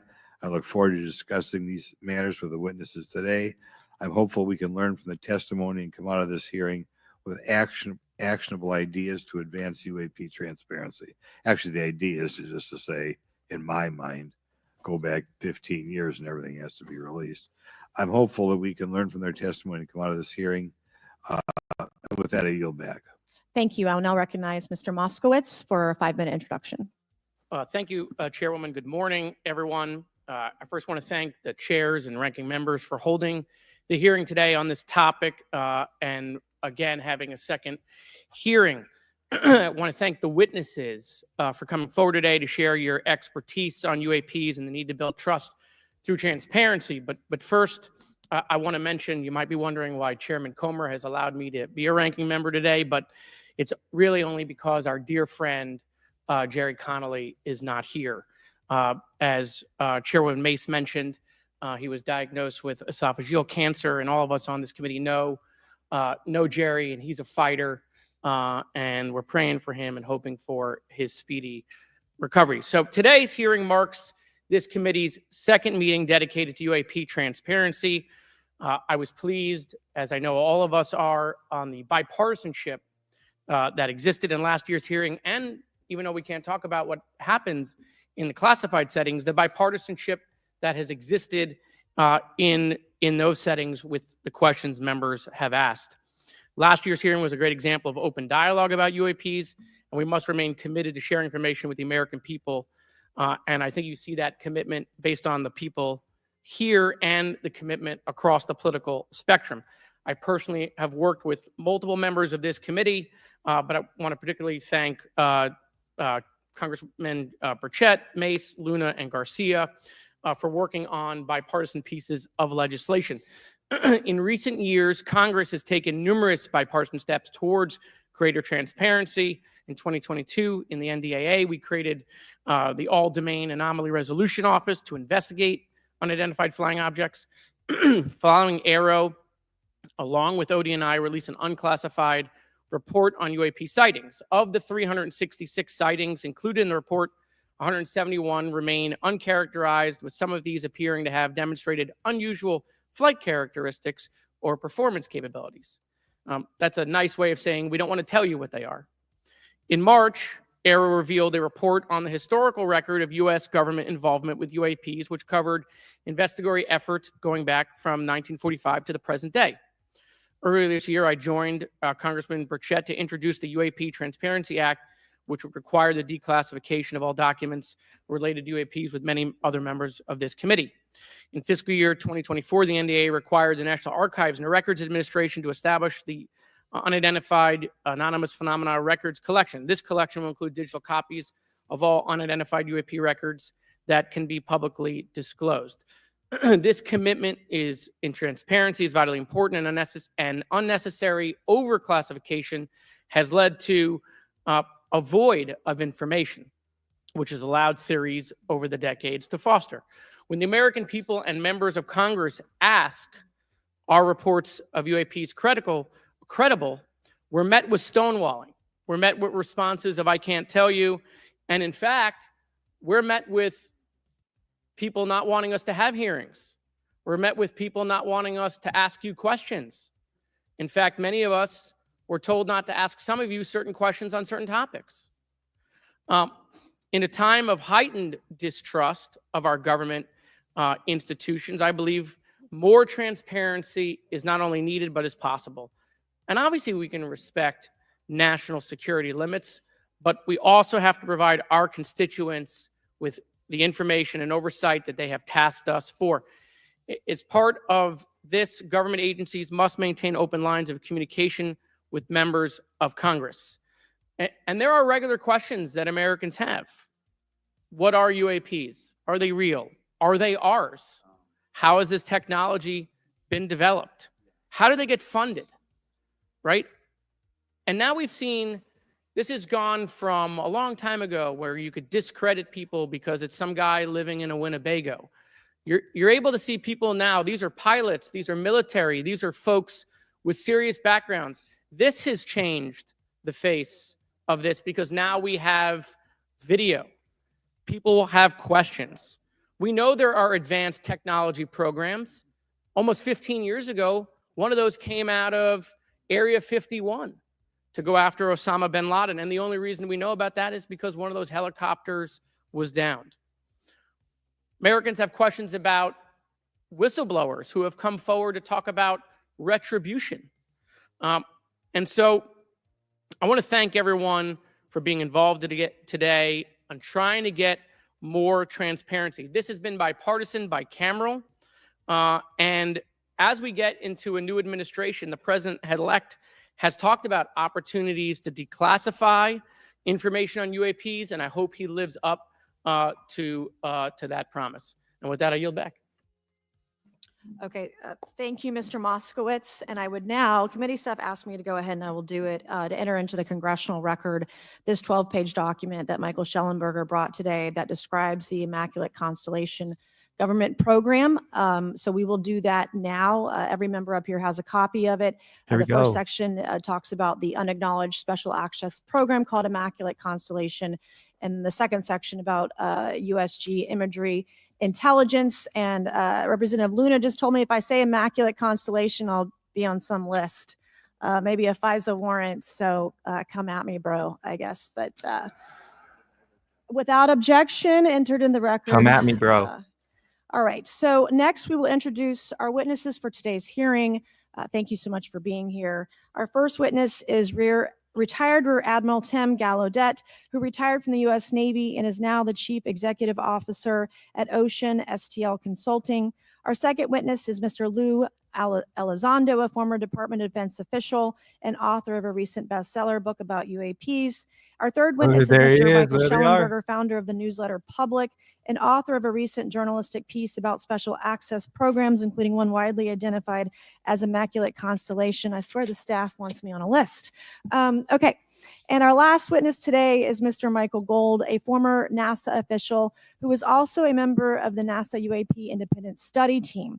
Welcome, everyone. We are pleased to have you today. Pursuant to Committee Rule 9G, the witnesses will please stand and raise your right hands. This is where it gets real. Do you solemnly swear to affirm that the testimony that you are about to give is the truth, the whole truth, and nothing but the truth, so help you God? Let the record show that the witnesses all answered in the affirmative. We appreciate all of you being here today and look forward to your testimony. Let me remind the witnesses that we have read your written statements and they will appear in full in the hearing record. You guys may be seated. Please limit your oral statements to 5 minutes. As a reminder, please press the button in front of you so the microphone is turned on so that everyone in the room, members included, can hear you. When you begin to speak, the light in front of you will turn green. After 4 minutes, the light will turn yellow. When the red light comes on, your 5 minutes has expired, and we would ask that you please wrap it up. So I will first recognize Rear Admiral Gallaudet to please begin your opening remarks. Thank you, Chairwoman Mace, Chairman Grothman, Ranking Members Connolly and Garcia, and members of the committee. Thank you for this opportunity to testify today regarding unidentified anomalous phenomena, or UAP. Confirmation that UAPs are real came to me in January of 2015 when I was serving as the commander of the Navy Meteorology and Oceanography Command. At the time, my personnel were participating in a pre-deployment naval exercise off the U.S. East Coast. It included the USS Theodore Roosevelt Carrier Strike Group, and this exercise was overseen by the United States Fleet Forces Command, led by a 4-star admiral who at the time was also my superior officer. During this exercise, I received an email on the Navy's secure network from the operations officer of U.S. Fleet Forces Command. The email was addressed to all the subordinate commanders, and the subject line read in all capital letters, "Urgent Safety of Flight Issue." The text of the email was brief but alarming, with words to the effect, "If any of you know what these are, tell me ASAP. We are having multiple near mid-air collisions, and if we do not resolve this soon, we are going to have to shut down the exercise." Attached to the email is what is now known as the Go Fast video, captured on the forward-looking infrared sensor of one of the Navy F-A-18 aircraft participating in the exercise. The now declassified video showed an unidentified object exhibiting flight and structural characteristics unlike anything in our arsenal. The implication of the email was clear. The author was asking whether any of the recipients were aware of classified technology demonstrations that could explain these objects. Because the DoD policy is to rigorously deconflict such demonstrations with live exercises, I was confident this was not the case. The very next day, that email disappeared from my account and those of the other recipients without explanation. Moreover, the commander of Fleet Forces Command and the operations officer never discussed the subject. Even during weekly meetings specifically designed to address issues affecting exercises like the one in which the Theodore Roosevelt Strike Group was participating. This lack of follow-up was very concerning to me. As the Navy's chief meteorologist at the time, I was responsible for reducing safety of flight risks. Yet it appeared to me that no one at the flag officer level was addressing the safety risk posed by UAPs. Instead, pilots were left to mitigate these threats on their own without guidance or support. I concluded that the UAP information must have been classified within a special access program managed by an intelligence agency. That is a compartmented program that even senior officials, including myself, were not read into. Last year's UAP hearing before this oversight committee confirmed that UAP-related information is being withheld from senior officials and members of Congress. And just this week, I learned from former DoD official Chris Mellon that satellite imagery of UAP from a few years ago still has not been shared with Congress. Equally concerning, last year's UAP hearing also revealed that elements of the government are engaged in a disinformation campaign to include personal attacks designed to discredit UAP whistleblowers. Having never signed a non-disclosure agreement regarding UAPs, and now as a private citizen, I've become an advocate for greater UAP transparency from the government. The continued overclassification surrounding UAPs has not only hindered our ability to effectively address these phenomena, but has also eroded trust in our institutions. While I applaud previous bipartisan legislation passed by Congress concerning UAPs, a more comprehensive approach is needed to address the broader implication of UAP on public safety and national security, as well as the socioeconomic opportunities that open UAP research could unlock. Therefore, I recommend Congress take the following action, which I believe will receive bipartisan support. First, establish robust oversight of the executive branch's management of UAP information by directing key officials, beginning with the director of the DoD's All-Domain Anomaly Resolution Office, to provide comprehensive briefings on what the government knows about UAP and does not know. Two, enact the provisions of the UAP Disclosure Act that establish a UAP Records Review Board to ensure independent oversight, transparency, and accountability in the government's handling of UAP information. And three, strengthen the UAP Disclosure Act and future reauthorizations with provisions that mandate a whole-of-government approach to addressing UAP. In closing, I will share my personal reasons for speaking out on this topic. First, as a former science agency leader, having led the National Oceanic and Atmospheric Administration, I've always sought the truth in human knowledge and thought.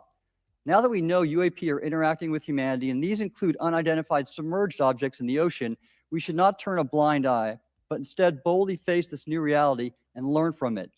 Additionally, at a time when leaders in government leave much to be desired, I feel obligated to show moral leadership on this issue of UAP disclosure by validating the credibility of the courageous men and women who have come out as witnesses and whistleblowers to expose the truth.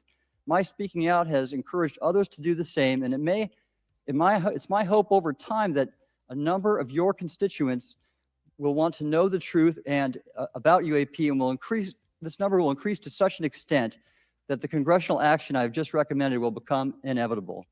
Thank you, and I look forward to your questions. Thank you. I will now recognize Mr. Elizondo for his opening statement. Greetings, Chairwoman Mace, Chairman Grothman, ranking members Connolly and Garcia, and members of the committee. It is my honor and privilege to testify before you on the issue of unidentified anomalous phenomenon, formerly known as UFOs. On behalf of our brave men and women in uniform and across the intelligence community, as well as my fellow Americans who have awaited this day, thank you for your leadership on this important matter.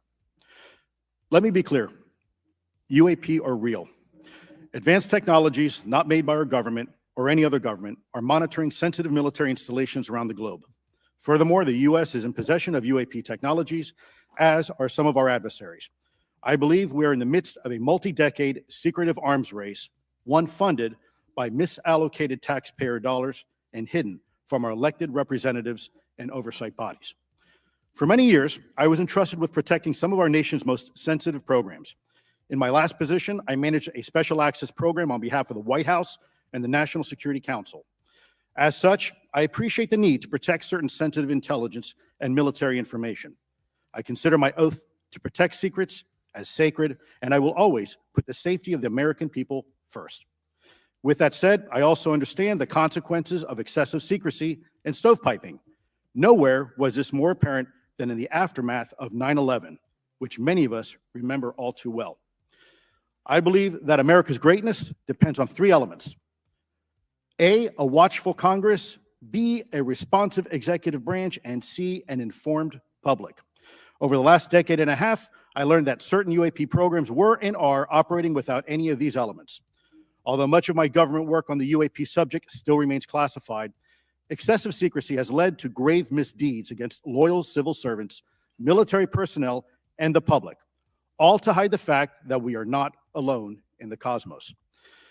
A small cadre within our own government involved in the UAP topic has created a culture of suppression and intimidation that I've personally been victim to, along with many of my former colleagues. This includes unwarranted criminal investigations, harassment, and efforts to destroy one's credibility. Most Americans would be shocked to learn that the Pentagon's very own Public Affairs Office openly employs a professional psychological operations officer as the singular point of contact for any UAP-related inquiries from citizens and the media. This is unacceptable. Many of my former colleagues and I have provided classified testimony to both the Department of Defense and the Intelligence Community Inspector General, and many of us have subsequently been targeted by this cabal with threats to our careers, our security clearances, and even our lives. This is not hyperbole, but a genuine fact, and this is wrong. To fix these problems, I propose 3 principal actions. First, Congress and the President should create a single point of contact responsible for a whole-of-government approach to the UAP issue. Currently, the White House, CIA, NASA, the Pentagon, Department of Energy, and others play a role, but no one seems to be in charge, leading to unchecked power and corruption. Second, we need a national UAP strategy that will promote transparency and help restore the American public's trust at a time when the public's trust is at an all-time low. This strategy should include a whole-of-government approach, including the academic and scientific communities, the private sector, and our international partners and allies. Third, Congress should create a protected environment so whistleblowers desperate to do the right thing can come forward without fear. As it currently stands, these whistleblowers suffer because of stigma, a code of silence, and concerns about retaliation. These whistleblowers should be encouraged to come forward in ways that protect them against any forms of retaliation. Policies and procedures should ensure that protection, and for those who refuse to cooperate, it is up to the members of this committee and the other lawmakers to wield their subpoena power against hostile witnesses and prevent additional government funding to those UAP efforts that remain hidden from congressional oversight. In closing, we as Americans have never been afraid of a challenge. In fact, we thrive on them, whether it's eradicating polio or going to the moon. We don't run from a challenge, we take it head on. To the incoming administration and Congress, I say to you, we need immediate public transparency, and this hearing is an important step on that journey. If we approach the UAP topic in the same way as we as Americans have met other challenges, we can restore our faith in our government institutions. Together, we can usher in a new era of accountable government and scientific discovery. I believe that we as Americans can handle the truth, and I also believe the world deserves the truth. Thank you, esteemed members of Congress, for your time today. It is profoundly appreciated by many. Thank you. I ask unanimous consent for Representatives Ogles of Tennessee and Boebert of Colorado to be waived onto the subcommittee for today's joint subcommittee hearing for the purpose of asking questions. Without objection, so ordered. I would now like to recognize Mr. Shellenberger for his introductory remarks. Chairwoman Mace, Chairman Grothman, Ranking Member Connolly, Ranking Member Garcia, members of the subcommittees, thank you for inviting my testimony. One of Congress's most important responsibilities is oversight of the executive branch in general and the military and intelligence community in particular. Unfortunately, there is a growing body of evidence that the U.S. government is not being transparent about what it knows about unidentified anomalous phenomena, and that elements within the military and the IC are in violation of their constitutional duty to notify Congress of their operations. President-elect Donald Trump and former President Barack Obama have both said that the government has information about UAPs that it has not released. There are other explanations for UAPs than that they represent a new form of life or non-human life. Current dominant alternative theories, including those put forward by AARO, are that UAPs are some kind of natural phenomena we don't yet understand, like ball lightning or plasma. They could also be part of some new U.S. or foreign government weapons programs, such as drones, aircraft, balloons, CGI, hoaxes, or birds. Whatever UAPs are, Congress must be informed, as must the people of the United States. We have a right to know what UAPs are, no matter what they are. However, we now have existing and former U.S. government officials who have told Congress that AARO and the Pentagon have broken the law by not revealing a significant body of information about UAPs, including military intelligence databases that have evidence of their existence as physical craft. One of those individuals is a current or former U.S. government official acting as a UAP whistleblower. This person has written a report. This is the report that says the executive branch has been managing UAP NHI issues without congressional knowledge, oversight, or authorization for some time, quite possibly decades. Furthermore, these individuals have revealed the name of an active and highly secretive DoD Unacknowledged Special Access Program, or USAP. The source of that document told me, that the USAP is a strategic intelligence program that is part of the U.S. military family of longstanding, highly sensitive programs dealing with various aspects of the UAP problem. The new UAP whistleblower claims that the U.S. military and IC database includes videos and images taken using infrared, forward-looking infrared, full-motion video, and still photography. The report that was just shared with Congress says Immaculate Constellation serves as a central or parent USAP that consolidates observations of UAPs by both tasked and untasked collection platforms. Immaculate Constellation includes high-quality imagery intelligence and measurement and signature intelligence of UAPs, the whistleblower's report adds. The sources of this intelligence are a blend of directed and incidental collection capabilities, positioned in low Earth orbit, the upper atmosphere, as well as military and civilian aviation altitudes and maritime environments. The report to Congress details in detail various UAPs, including spheres, orbs, disks, saucers, ovals, triangles, boomerang, arrowhead, and irregular organic. The report describes various incidents found in the human intelligence databases. One involved orbs surrounding and forcing an F-22 out of its patrol area. In another incident, the crew of a Navy aircraft carrier watched a small orange-red sphere rapidly descend from a high altitude of 100 to 200 yards directly above the flight deck of the CVN, or aircraft carrier. And since my reporting on this Immaculate Constellation last month, another source came forward who told me that they saw a roughly 13-minute long, high-definition, full-color video of a white orb UAP coming out of the ocean approximately 20 miles off the coast of Kuwait. It was filmed from a helicopter. Then halfway through the video, the person said the orb is joined by another orb that briefly comes into the frame from the left before rapidly moving again out of the frame. The person discovered the video on SIPR, the Secure Internet Protocol Router Network, which the DoD uses to transmit classified information. A leading UAP researcher who utilizes the Freedom of Information Act to find out what the government knows, John Greenwald, told me last year that the U.S. government had been increasingly denying his request for UAP information. He has been doing FOIA requests for 27 years and has an archive of 3 million pages. The government has for decades denied any interest in UFOs, he told me, but the documents that he has assembled show that behind the scenes, it was a completely different story. Contrary to the hopes of many advocates of transparency, the government has been restricting more information since the leak of 3 UAP videos in 2017. The DoD organization AARO has been labeling many documents with a B7 exemption, which Greenwald says does not make any sense. They're stating that anything AARO does is involved in law enforcement investigation, which allows AARO to not release it.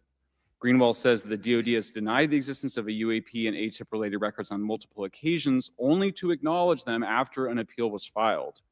He added that the Naval Air Systems Command in March 2022 stated they found no additional UAP videos. It seemed strange that they had 3 and only those 3, but other requests had been filed by the Black Vault, that's John Greenwald's group, to seek out more places UAPs might be hiding.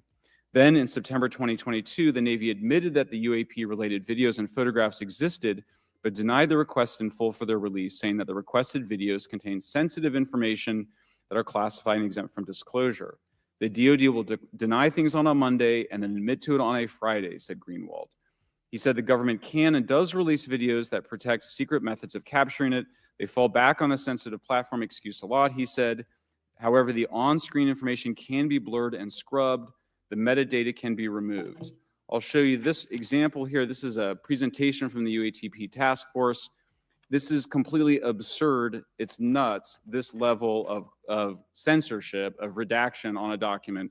It shows the redaction of how many reports they've collected, for how many years. 2 of the 3 potential explanations are blacked out. The Pentagon, the intelligence community is treating us like children. It's time for us to know the truth about this. I think that we can handle it. Thank you very much. Thank you. I would now like to recognize Mr. Gold for 5 minutes. Thank you, Chairwoman Mace, Chairman Grothman, Ranking Members Connolly and Garcia, Representative Moskowitz, and distinguished members of both subcommittees. I'm grateful to all of you, as well as your intrepid staff, for the opportunity to testify, and would like to begin by discussing courage.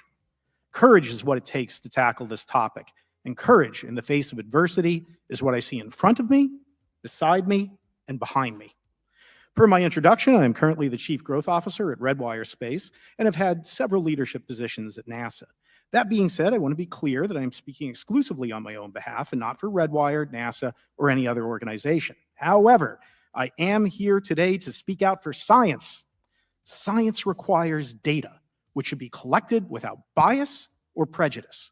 Yet, whenever the topic of UAP arises, those who wish to explore the phenomena are often confronted with resistance and ridicule. For example, members of the NASA UAP independent study team, particularly those in academia, were mocked and even threatened for simply having the temerity to engage in the study of UAP. Our best tool for unlocking the mystery of UAP is science, but we cannot conduct a proper inquiry if the stigma is so overwhelming that just daring to be part of a NASA research team elicits such a vitriolic response. Therefore, one of the most important actions that can be taken relative to exposing the truth of UAP is to combat the stigma. And this is where I believe that NASA can be eminently helpful. The NASA brand is synonymous with hope, optimism, and credibility. If you were to take a walk down the National Mall, you would immediately see the NASA logo on t-shirts, hats, and bumper stickers. Few federal agencies enjoy this kind of popularity. I've never seen anyone wearing an Office of Personnel Management t-shirt, which is why NASA could play such an influential role. Specifically, NASA could, with relatively little cost and effort, host symposia on UAP, or even just participate in existing panels examining the topic. NASA personnel stepping forward and participating in such discussions would make a powerful statement to the scientific community that UAP should be taken seriously and researched accordingly. In regard to research, NASA has vast archives, much of which may contain important UAP data. Again, for relatively little cost and effort, NASA could create an AI or ML algorithm that could search the agency's archives for anomalous phenomena. I suspect that such an effort would not only result in information that will help us to understand UAP, but could result in data that will assist in other areas of scientific inquiry, such as anomalous weather or meteorite activity. Beyond its existing archives, NASA could act as a clearinghouse for civilian and commercial UAP data. During my work on the UAP independent study team, it quickly became evident that there is no clear or well-publicized process for civilian pilots to report UAP sightings. The stigma associated with UAP hampers the number of pilots that would report such phenomena, but even for those who overcome the stigma, I believe the current FAA guidance is largely unknown and poorly understood. In order to effectively collect UAP data, the independent study team recommended the use of NASA's Aviation Safety Reporting System, or ASRS. This system, which is administered by NASA and funded by the FAA, provides a confidential means for the reporting of safety violations in a voluntary and non-punitive manner. Over 47 years, the ASRS has collected nearly 2 million reports. ASRS is the perfect tool to collect UAP data, which could then be collated by NASA and shared with the public at large. Leveraging ASRS could create a treasure trove of UAP data, potentially hundreds of thousands of reports, supporting this hearing's goal of exposing the truth. And I'm grateful to our two co-chairs and other members who have already incorporated this idea into proposed legislation. At this hearing, and as others have demonstrated, the UAP issue is justifiably dominated by national security and defense. However, I would urge the subcommittees to keep in mind the numerous ways that NASA and the FAA, as well as commercial activities in the air, in space, and in the water, can generate a massive amount of invaluable data on anomalous phenomena. I cannot help but be excited by the potential for such an endeavor, since scientific discovery is driven by anomalies. It's the existence and study of anomalies that led to the theory of relativity, quantum mechanics, and nearly all of humanity's scientific breakthroughs. This is why the study of UAPs should be embraced, since whatever is occurring, the chance to garner new knowledge should never be ignored. We must be thorough in collecting information, fearless in making conclusions, and open to following the data, no matter how mundane or extraordinary the results may be. I began this testimony by praising the Joint Subcommittee members for their courage, and I will end by echoing that sentiment. As the saying goes, the truth is out there. We just need to be bold enough and brave enough to face it. Thank you. Thank you. Thank you all. I will now recognize myself for 5 minutes of questioning. I have a lot of questions. and I have a lot of witnesses. So I would just ask if it's yes or no to please just tell me yes or no. If it requires more than that, be very succinct because I would like to go down the line and ask as many questions as possible. So for the Admiral this morning first, former DoD official Chris Mellon reached out to you about satellite imagery from 2017 that depicts a UAP. What were the dates in 2017 when this occurred? I can't share with you the details, ma'am, but I can do it in a closed setting, and I can also tell you the agency that wrote a report on it. Okay, so who has the imagery? I can tell you that in a closed setting. Can you describe what was depicted in the satellite imagery? Just a description. It was a UAP, ma'am. That's it? No other description? The term that the analysts used, they called it the button. It was a disc-shaped object. Okay, where was it? I can't tell Thank you, Mace. Okay. All right. Okay, Mr. Elizondo, you state in your testimony that, quote, advanced technologies not by our government or any other government are monitoring sensitive military installations around the globe, end quote. If these technologies are not made by any government, who's making them? Private companies, or are you implying they are crafted by a non-human intelligence? Well, ma'am, that's precisely why we're here. The problem is that temporally speaking, over decades, not just the last 10 years, to put this in perspective, Are these private companies you're implying, or is this non-human intelligence? it may be both. Okay. When it comes to Blue Force Technologies, I would not be able to discuss. Okay. them, Are you read into secret UAP crash retrieval programs?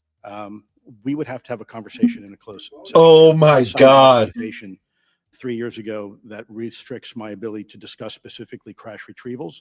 I submitted for my book through the DOPSR process, which took a year for it to be reviewed. And what is in the book is what I was told I'm allowed to talk about. Has the government conducted secret UAP crash retrieval programs? Yes or no?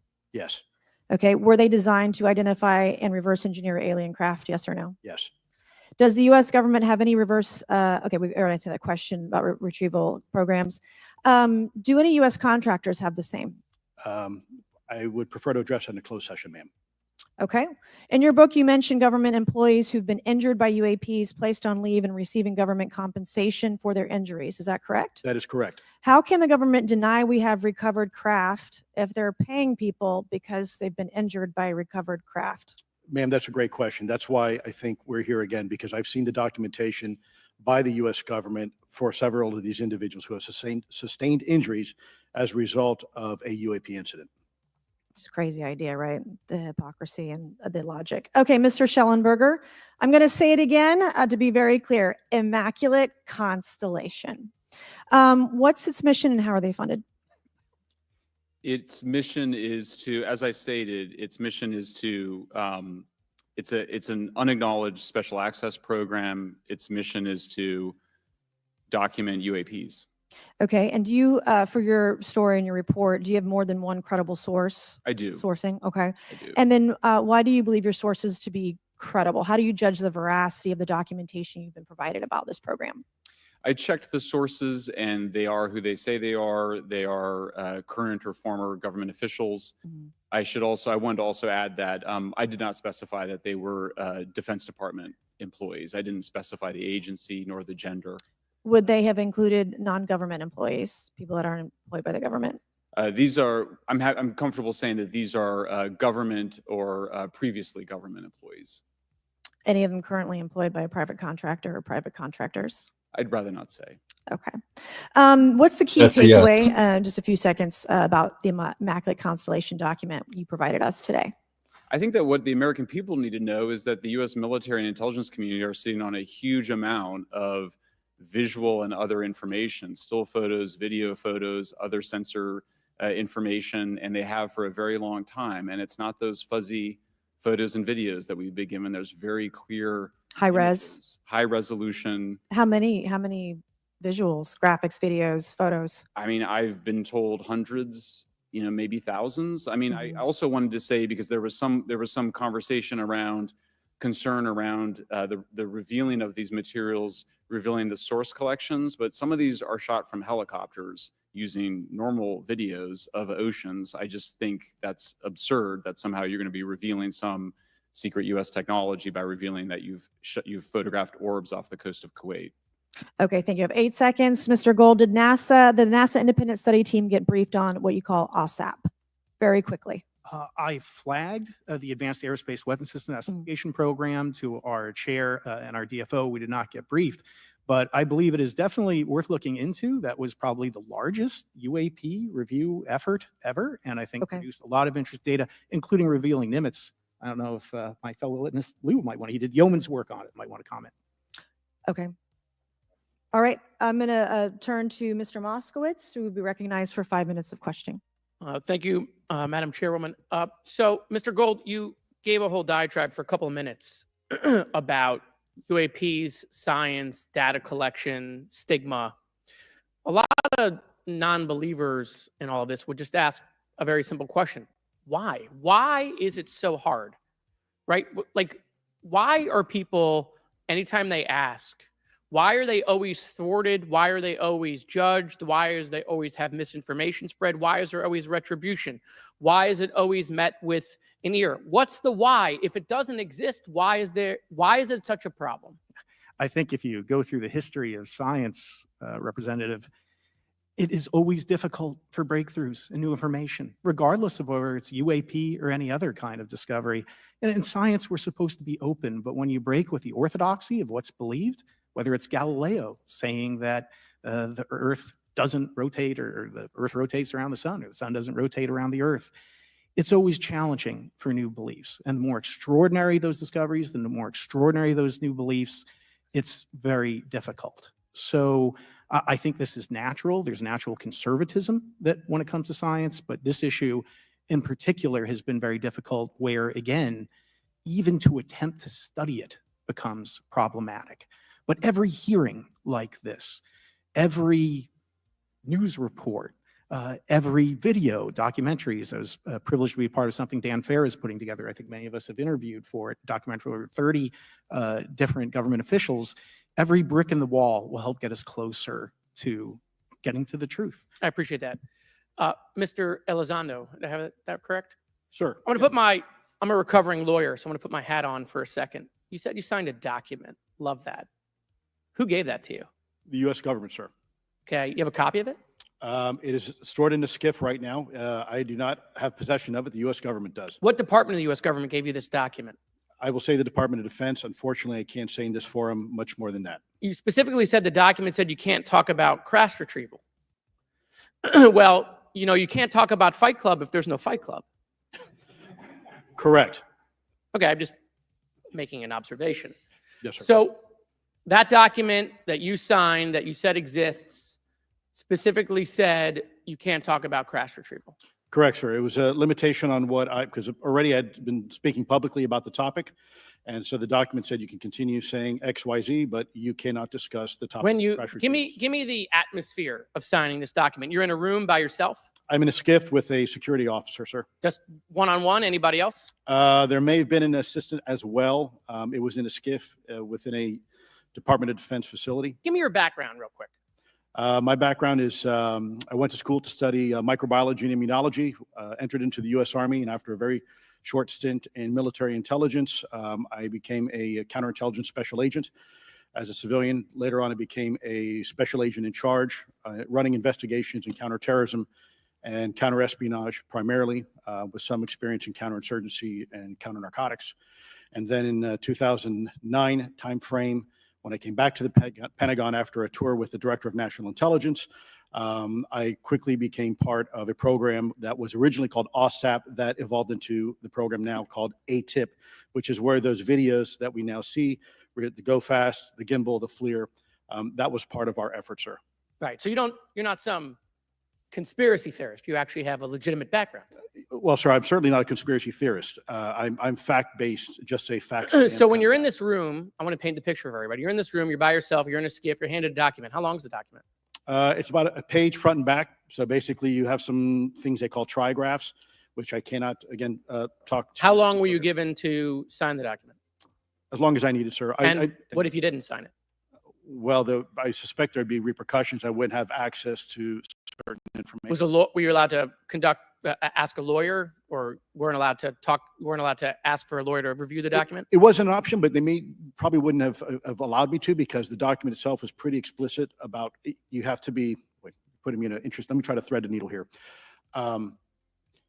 there are certain documents that we have in the U.S. government that allow people to have access to certain programs, whether it's a special, and I'm going to be very generic here, whether it's a special access program or a controlled access program, SAP, CAP, whatnot. How many people have to sign that document? It depends how many people are going to get access to the information, sir. Okay. Last question. Doctor, real quick, can you tell us about the Omaha incident in greater detail? I've read your background, right? Some people would label you as a member of the deep state, since you worked in government for a long period of time. But can you tell us more about that incident? You've written a lot about that. I wrote a lot about incidents like it, Congressman, but that specific incident involved the USS Omaha, the littoral combat ship of the U.S. Navy operating off Southern California. I don't remember the exact date. It was within the last decade. And what the watchstanders on the bridge observed was a UAP, again, something that was aloft but had no observable exhaust or control surfaces. So it was something that couldn't be explained. And then they saw it enter the water from the atmosphere and going through the air-sea interface. And so thus exhibiting transmedium travel. Thank you. I yield back. Thank you. I'll now recognize Mr. Grothman for 5 minutes of questioning. Yeah, we'll start with Mr. Gallaudet. During a previous UAP hearing, Navy Commander David Fravor discussed the TikTok object engaged in 2004. You familiar with the incident, the TikTok incident? Yes, sir. That's almost 20 years ago, right? Yes, sir. It's been said there are more videos, documents, and reports related to this incident. Do you believe the information regarding the TikTok incident should be available to all members of Congress? And in your expertise, what reason would the Department of Defense possibly have for not releasing information that's over 20 years old? Thank you, Congressman. I don't think there's any good reason to withhold information and important data, especially of national security concern from Congress. What would they say? I will speculate, sir, that they don't want to share that kind of information because it reveals weaknesses in our ability to monitor and protect our airspace. Okay. In your written testimony, you claim last year's UAP hearing before this oversight committee confirmed that UAP-related information is, well, it's not only being withheld, but that elements of the government are engaging in a disinformation campaign to include personal attacks designed to discredit UAP whistleblowers. Could you elaborate on that statement a little? Yes, sir. Earlier this year, I met with the DoD's All-Domain Anomaly Resolution Office, and what I thought would be a 90-minute meeting just to meet with leadership turned out to be an hours-long influence operation on me, where they attempted to convince me of the validity of the very flawed and error-ridden historical records report. In addition, they tried to have me question very valid UAP reports like the Tic Tac incident, and even coming to stating possibly that the Tic Tac was American technology. And then, of course, if you ask David Fravor or Alex Dietrich, the two witnesses, they were convinced it was otherwise. And then, and they also cast discredit on various UAP whistleblowers and witnesses to question their validity and credibility as witnesses. Okay. We'll go to Mr. Elizondo. Hope I got that right, or not at least Close not enough, that sir. wrong. You're familiar with the recent drone incursion over Langley Air Force Base? Yes, sir. The owners of these drones remain unclear. The U.S. military has not been able to give us in Congress an answer. Given your experience with the Department of Defense and the intelligence community, how frequently are UAP sightings over military installations? And secondly, I suppose hypothetically, you could have incursions over just, say, regular airports. Is it obvious these incursions are more likely over military facilities than just a random airport out there? Yes, sir. There's definitely enough data to suggest that there is certainly some sort of relationship between sensitive U.S. military installations, also some of our nuclear equities, and also some of our Department of Energy sites. There is a long historical record that some of your colleagues may have, documentation that demonstrates this. This is not a new trend. This has been going on for decades, and that information has been obfuscated, unfortunately, from folks like you in this committee. And I think that's problematic because ultimately, at the end of the day, we have a significant situation here. We have something that can enter into U.S. airspace completely with no attribution. And how long has this been going on? Sir, decades. And there's information that will hopefully be entered into the Can you record. think of any possible reason why they can't release any information they have on something, say, 15 or 20 years old? Sir, if I could echo my colleague here, Admiral Gallaudet, I think one of the big issues that we have in the intelligence community, Department of Defense, is we don't want to broadcast any potential vulnerabilities or weaknesses in our national defense systems or on intelligence collection platforms. Therefore, when you have a conversation where you address a problem for which there is no solution, it makes that a very uncomfortable conversation to have. Okay, we'll switch to Mr. Shellenberger. The primary reason you're here today is because you published an article on the news publication that you own called Public, right? Alleging that a new unnamed government whistleblower has come forward asserting that a highly classified program exists dedicated to recovery and reverse engineering of UAP technologies. What can you give us what specific evidence you have or that your source provided you to substantiate the claims about the existence of the Immaculate Constellation program? Well, you have the report in front of you now, so you can see it for yourself. I checked the report and I did not find it based on existing cases. It was new cases for me. I hadn't found anybody. So that answered for me that it was not obviously circular reporting, which is one of the big concerns in this space. I also had the name of the program confirmed by more than one additional source. So yeah, and then of course I checked to make sure that the source was who they claimed to be. Okay. I should also say that when I said before it was this database, it is a much broader program than that. It also includes human intelligence, and then as you mentioned, the retrieval and the Any knowledge of what country these things originated in? No, I have no idea. Okay. Okay, I will now recognize Mr. Burchett for 5 minutes of questions. Thank you, Chair Lady. I request unanimous consent to enter into the record documents provided to us regarding legacy UAP programs and psychological operations. Lou Elizondo. So ordered. I also want to thank my buddy Jeremy Corbell for providing us documents and access to some whistleblowers. Mr. Elizondo, what is your last position with the federal government? Sir, I was the Director of National Program Special Management Staff managing a White House Special Access Program on behalf of the National Security Council. How would you characterize UAPs? An enigma, sir, and a frustration. We're talking about technologies that can outperform anything we have in our inventory. And if this was an adversarial technology, this would be an intelligence failure eclipsing that of 9/11 by an order of magnitude. Are there classified Department of Defense materials related to UAPs that you believe could be safely disclosed to the public without compromising national security? Yes, sir, I do. I would never, ever try to endorse providing some sort of information that could compromise what we call a blue force technology or capability. But I do believe there's a lot of information regarding this topic, and I've been very vocal about it, that should be shared not only with the public, but most importantly, with members of Congress. Are you familiar with my friend David Grush? Absolutely, sir. I had the privilege and honor of working with him myself several years ago at U.S. Space Force. Last year, as you know, he testified that the U.S. has run a multi-decade UAP crash retrieval and reverse engineering program. Would you agree with that? Yes, sir. Are there UAP programs operating without proper congressional oversight? 100%. What are they?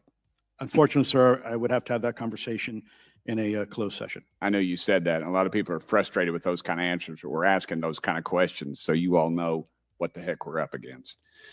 You also mentioned in your opening statement that the Pentagon's Public Affairs Office employs a psychological operations officer as a singular point of contact for UAP-related inquiries. Why the heck would they do that? Sir, that's a great question. I would ask the Pentagon. There's a long history here of that individual providing misleading and false information to the public through various news outlets and media outlets in order to discredit this topic. I've personally been victim to it. We have the documentation to substantiate where this information has been absolutely inaccurate, that has been provided time and time again. And it turns out that that individual was also working with former leadership of Aero at the time as well.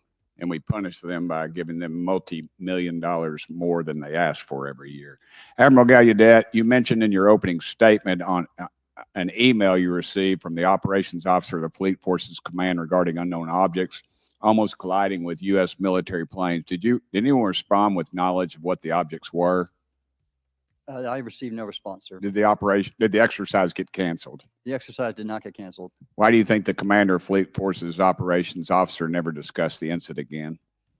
Sir, I'm speculating because I didn't have an exchange with him, but I believed it to be part of a special access program, the information and the video, which we have known now it was. And he realized he couldn't share that openly with the recipients of the email, and therefore the email was pulled from everybody's account. Again, tell us what happened to the email from the commander of Fleet Forces. The day after I received it, and all the other recipients received it, which were all the subordinate commanders of U.S. Fleet Forces, so 1- and 2-star admirals, including strike group commanders, the email was wiped or deleted from our accounts. Okay. And then no one talked about it. All right. Have you specifically had any experience with submersible objects? Sir, I've no personal experience, but I've had witnesses on submarines come to me and say they've seen on sonar data. Correct.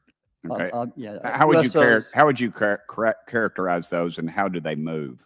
The one instance that was revealed to me was in the 80s on a nuclear-powered submarine, a ballistic missile submarine, that the object exhibited the characteristics of a Russian torpedo in terms of its speed of movement and closing rate with the submarine, and then it slowed and followed the submarine slowly in its wake for a period of minutes, and then rapidly exited the scene. And nothing that we know of and technology-wise could replicate that. And the speed of these objects was faster than anything that we have or anybody else has that would be manned. Is that correct? It was on the order Underwater. of a torpedo. So Yes, sir. Yes, sir. But as it exited, Well, I don't exactly know how fast a torpedo is, but I expect it does better than my old outboard Scott Atwater. So I'll take that as a yes. Yes, sir. Okay. Have you experienced any experience with the All Domain Anomaly Resolution Office, ARROW? Yes, Congressman, as I mentioned previously, I have met with them. Okay. You heard Mr. Elizondo describe psychological operations for those contacting the Department of Defense about UAPs. You mentioned a similar influence operation by ARROW. Why are federal agencies invested in running information operations about UAPs if they do not exist? Yes, sir. But I'll make a statement on ARROW's behalf. They have new leadership. The office has reached out to me to meet again, and I take that as a good faith effort, and we'll see where that goes. Thank you, Chair Lady. I've run over. Thank you. Thank you, Mr. Tennessee. I would now like to recognize Mr. Higgins. You're the king of Tennessee. Mr. Higgins, you're recognized for 5 minutes of questions. Thank you, Madam Chair. Mr. Elizondo, Mr. Shellenberger notes in the report that we've been given for this hearing. I believe, Mr. Shellenberger, let me shift you, are the author of this report. I'm sorry, sir. I'm not the author. Mr. Shellenberger, were you the author of this report? There's No, I was not. name on it. No. Do you know the author? I do. You do. And how would you estimate that madam or gentleman, the author? The person is a current or former U.S. government employee. And it states here that this is the public version of the author's report. Yes. So where might one find the non-public version of the author's report? I don't know the answer to that. Would that be with the Department of Defense? I don't know. But you do know the author. I do. You know what the author's sources were? The author's sources are described in the report. These databases, the Immaculate Constellation. Right, but you expressed some confidence in the sources. I would. Earlier in I do. testimony, you expressed confidence. So do you know those sources? I do. Are they within the Department of Defense? I can't say. You can't say, or you won't say? I won't say. Okay, why not? Because I protect my sources, and I think the reason. But you're not naming them. It's a big department, but many of us on my side of the aisle would say it's far too big. So you're talking about the Department of Defense, sources from within the Department of Defense? I'm not willing to reduce the potential universe of where my sources might be. Okay, moving on. In this report, Mr. Elizondo, for reference, several types of allegedly alien craft or possibly alien craft or unknown aerial phenomena, what we used to call UFOs, are described. Spheres and orbs, discs and saucers, oval or tic-tac, triangular shape, boomerang and arrowhead, and irregular or organic. Mr. Elizondo, does that summarize to you the types of craft that we're discussing today? Sir, that is a general morphology, historically speaking, of many Okay, UAP. so those descriptions are very different craft. Is it your assessment that they would come of different origins? It's possible, but it's also could be in sense a matter of utility. And let me just state for the record, I never read the report that or the article that Mr. Shellenberger put out. The reason That's is a good point. We're just referencing it. Yes, sir. For descriptive purposes for the American people. Mr. Shellenberger, in this report, it's striking to me that regarding the descriptions of experiences with these various craft, several of them include biological effects and several do not. Are you familiar with what I'm talking about? Yes. Okay, so spheres and orbs, triangular craft, and irregular or organic craft include some descriptions of biological effects, including feelings of unease, electronic device malfunctions, long-term psychological effects such as anxiety or insomnia have been noted, feeling of being watched, a shared awareness with the triangle craft, and under the irregular and organic craft, biological effects include physical sensations of warmth or cold and unexplained smells and psychological distress. So these are very specific descriptions of the reactions of human beings, which allegedly have been noted from a study here, a report. All of those experiences would have been described by the sources that the author used. I'm not sure I understand. This is a very broad description of biological effects, and it's striking to me that they are present with relation to some types of craft, but absent in others. This would require a great deal of research and study. Can you explain that? My understanding is that this is the database is very large. It includes both the images, the videos, the still images, as well as the human intelligence, the reports, the raw data from individuals having these experiences. So in answer to your question, yeah, I mean, I think we're looking at a very large amount of data collected over many decades. And that data is held by the Department of Defense? Well, I will say that after I published, I was told that this program, that the USAP was actually managed by the Department of Defense, but held at the White House. Roger but that. that's a single source, and I don't have multiple sources to verify that. Thank you, sir. I did my best to trick an answer out of you, but I was partially successful. Madam Chair, I yield.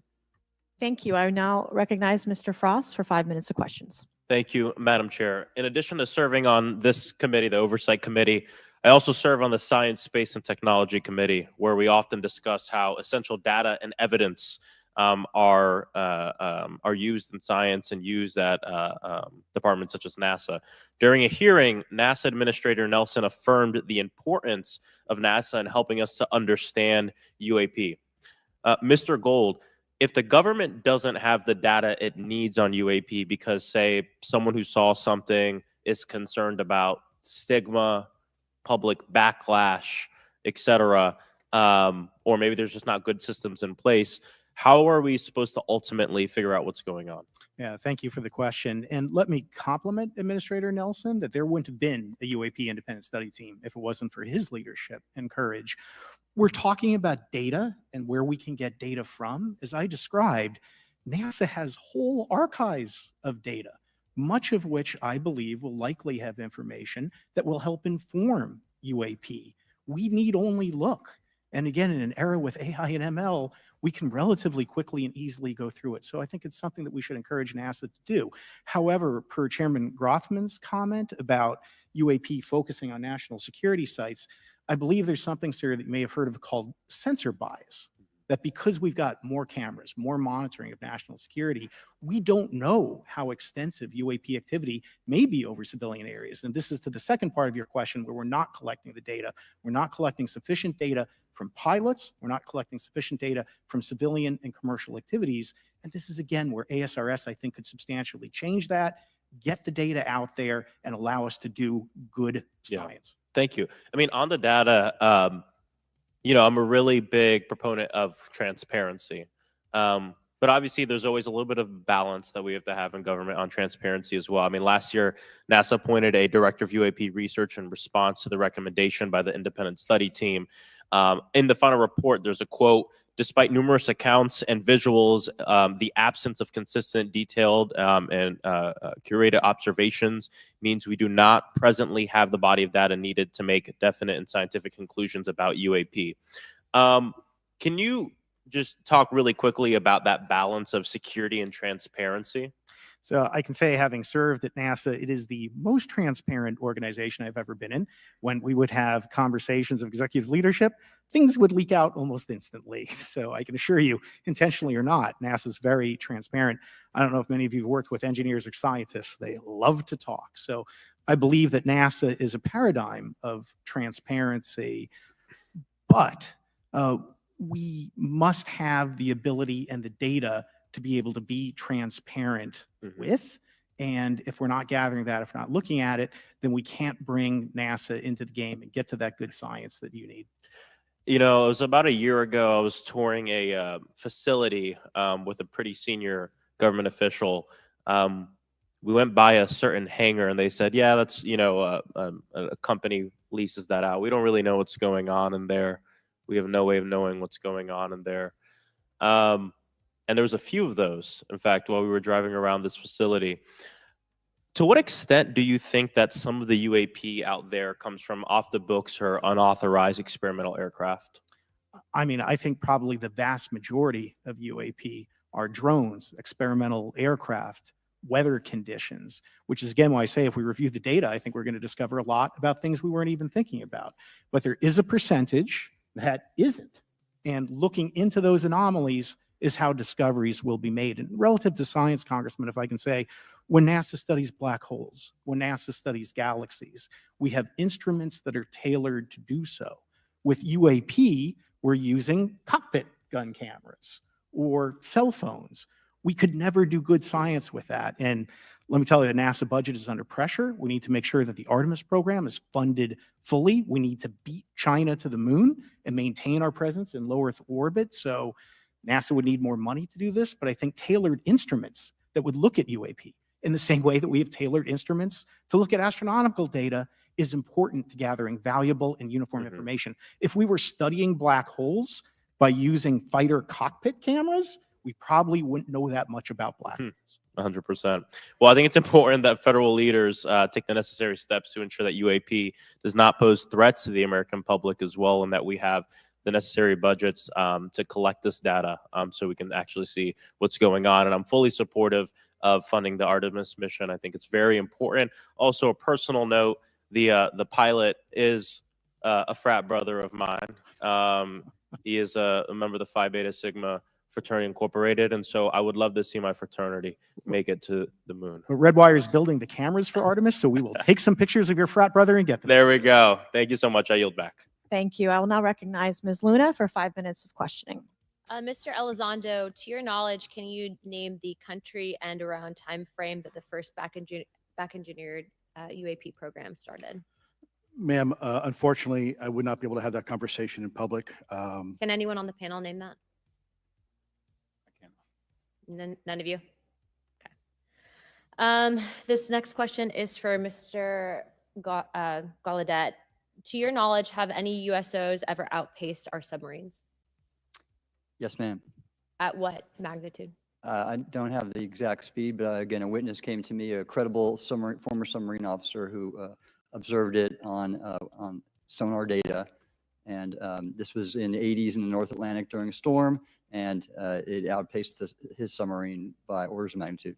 Are you aware of any hotspots that currently exist off our shores in North America? Not with sufficiently credible data, ma'am. Okay, we've heard reports of there potentially being hotspots, maybe entry and exit points. Have you heard of any of that? I have not, ma'am, but my colleague here, Mr. Elizondo, does discuss some USO activity that he's observed in certain DoD databases. Mr. Elizondo, in regards to these aircraft being piloted by whatever they might be, non-human biologics, would you agree that it's likely that they are being piloted by some mind-body connection? Ma'am, I think it is safe to presume here that they are being intelligently controlled because some cases seem to anticipate our maneuvers, and in other cases they seem to, I came across an email where the word "stalked" was used in a very secure email between Navy officers discussing their ships being pursued by a UAP. In our previous panel, we had Grush, and he had testified to say that some of these were interdimensional beings. Can you speak on that at all? Ma'am, I'm not qualified, certainly as a scientist or otherwise, to speculate points of origin. I looked at everything from a scientific perspective. So if you look at, for example, instantaneous acceleration, which was one of the observables of the program that I belong to, ATIP, the human body can withstand about 9 G-forces for a short period of time before you suffer negative biological consequences, blackouts and ultimately redouts and even death. Comparison, our best technology, the F-16, which is this older platform, but one of our most highly maneuverable aircraft, manned aircraft, made by General Dynamics, can perform about 17 or 18 G-forces before you start having structural failure, meaning that the airframe begins to disintegrate while you're flying. The vehicles we're talking about are performing in excess of 1,000, 2,000, 3,000 Gs. So are you, I guess, would it be safe to infer that they're living craft? I'm not prepared at this point to state for the record is something alive or not, because even that definition is hard. There was a time in science we thought that life required oxygen, and we now know that's not true. There are anaerobic bacteria that thrive in oxygen environments that lack oxygen. And so also same with photosynthesis. When I was in college, I was told everything is derived from photosynthesis as a form of energy. In reality, that's not true. There are things that live off of chemosynthesis. So we're constantly having to reevaluate our understanding of what the definition of life is.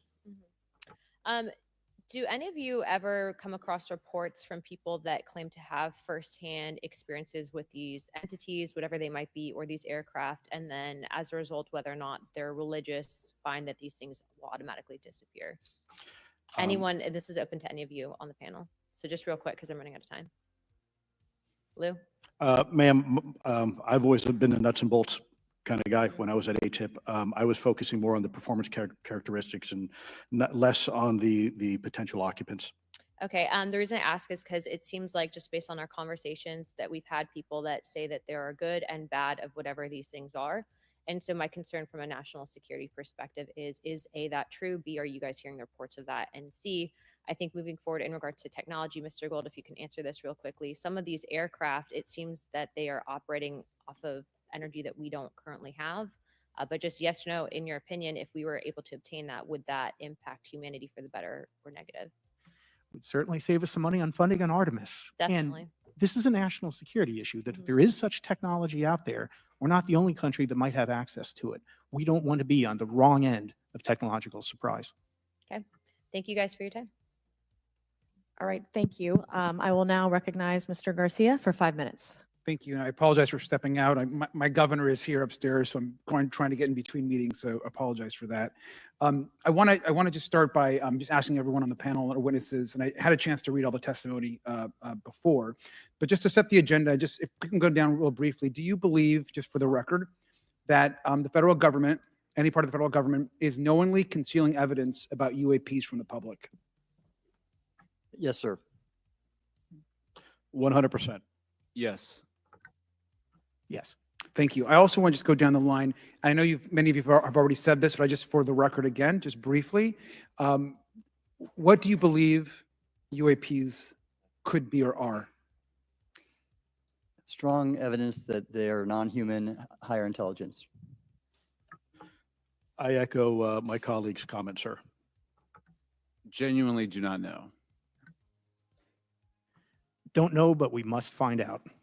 Okay, thank you. I appreciate those answers, gentlemen. I think this is obviously another remarkable hearing with this really important information. So I thank all of you for answering the questions. Admiral, I just want to go back to one thing. Now, last year, our subcommittee heard from 2 retired Navy pilots, Lieutenant Ryan Graves and Commander David Fravor, regarding UAPs. Actually, I think Ryan is here in the audience and been a great person to get to know and to have conversations with. He, of course, has been involved in the Safe Airspace for Americans Act, with Chairman Graves, with Chairwoman Mace for UAP reporting by civilian aviation personnel. Can you discuss briefly why it's important for civilian pilots to be able to report UAPs and why these legal protections are critical for our national security? Yes, Congressman, thank you. And I did invite Ryan Graves as my guest, as I'm on his advisory board for the Americans for Safe Aerospace, and the legislation that you supported and introduced, I fully support as well. And I think it's important that more civilian pilots, commercial pilots report so we can better understand and learn and do research on UAP, as well as remove the stigma so more citizens report on what they observe. And also it'll only contribute to aviation safety when we have a better understanding of where these UAP are, how they operate, and at what frequency and what capability level. So it's important for aviation safety, and it'll be important for moving science and research forward. Thank you, sir. And I just want to reiterate to my colleagues, I mean, this is a very bipartisan piece of legislation, and we just got to continue to get this through the Congress. And it's incredibly important that civilian pilots have the opportunity to safely report the UAPs that they are seeing or encountering in the air. And I can't express how critical this piece of what I believe is a larger collection of evidence and facts actually happen. We've been approached by pilots. I've talked to folks that have been engaged with our office and others, and there is still enormous stigma.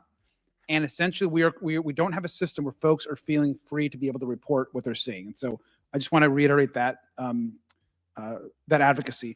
Mr. Gold, in your testimony, you discussed NASA's aviation safety reporting system, a confidential, non-punitive reporting mechanism. In the Safe Airspace for Americans Act, we explicitly allow for civilian reporting, of course, of UAPs. Can you explain why the NASA task force recommended the use of the aviation safety reporting system? The aviation safety reporting system is an existing system that is trusted, that has taken hundreds of thousands, now millions of cases. And again, recognizing budgetary constraints, this seemed like the perfect way to be able to gain more data. And when it comes to the stigma, sir, it's something that pilots are used to reporting on, that crew is used to reporting on. So it's a great way to get data, to overcome the stigma without spending really that much more additional money since the system exists. Thank you so much for your support of that. Thank you for what Ryan Graves does. This is a common sense means to expose the truth of UAP for the purpose of this hearing. Thank you. And I just want to also add, now earlier this year, as part of the House Defense Authorization Bill, the NDAA, I had filed an amendment to include the UAP Disclosure Act, which would create a UAP records review board and exercise with exercise of eminent domain over UAP-related material, modeled actually on the JFK Assassination Records Collection Act, which is widely known. Now, the amendment was blocked, but thankfully the Senate included the amendment by Senator Rounds and Schumer for the UAP Disclosure Act. So I just again want to say that we should be pushing and ensuring the UAP Disclosure Act, which is bipartisan in its support, should move forward. And if I can just briefly particularly Admiral, can you just briefly, as I close my time, explain why the UAP Disclosure Act would be critical for us and our national security? Thank you, Congressman. Yes, I believe the UAP Disclosure Act is important for national security, as well as advancing potential socioeconomic benefits resulting from UAP research, as well as public safety, as we referred to previously regarding aviation. And this act will allow for greater transparency and open research, and that's why I'm also a member of the UAP Disclosure Fund as an advisor, as in the Sol Foundation, as an advisor, senior strategic advisor, which is advocating for the same. Thank you very much. I yield back. All right, thank you. I'd like to recognize Mr. Biggs for 5 minutes of questioning. Thank you, Madam Chair. Thank you for holding this committee. Thank you to the witnesses. Admiral, the video that is called the Go Fast video, the email that you've talked about being deleted. I just want to briefly cover this.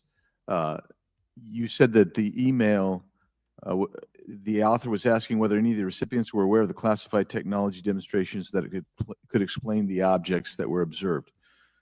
And then you said the email disappears.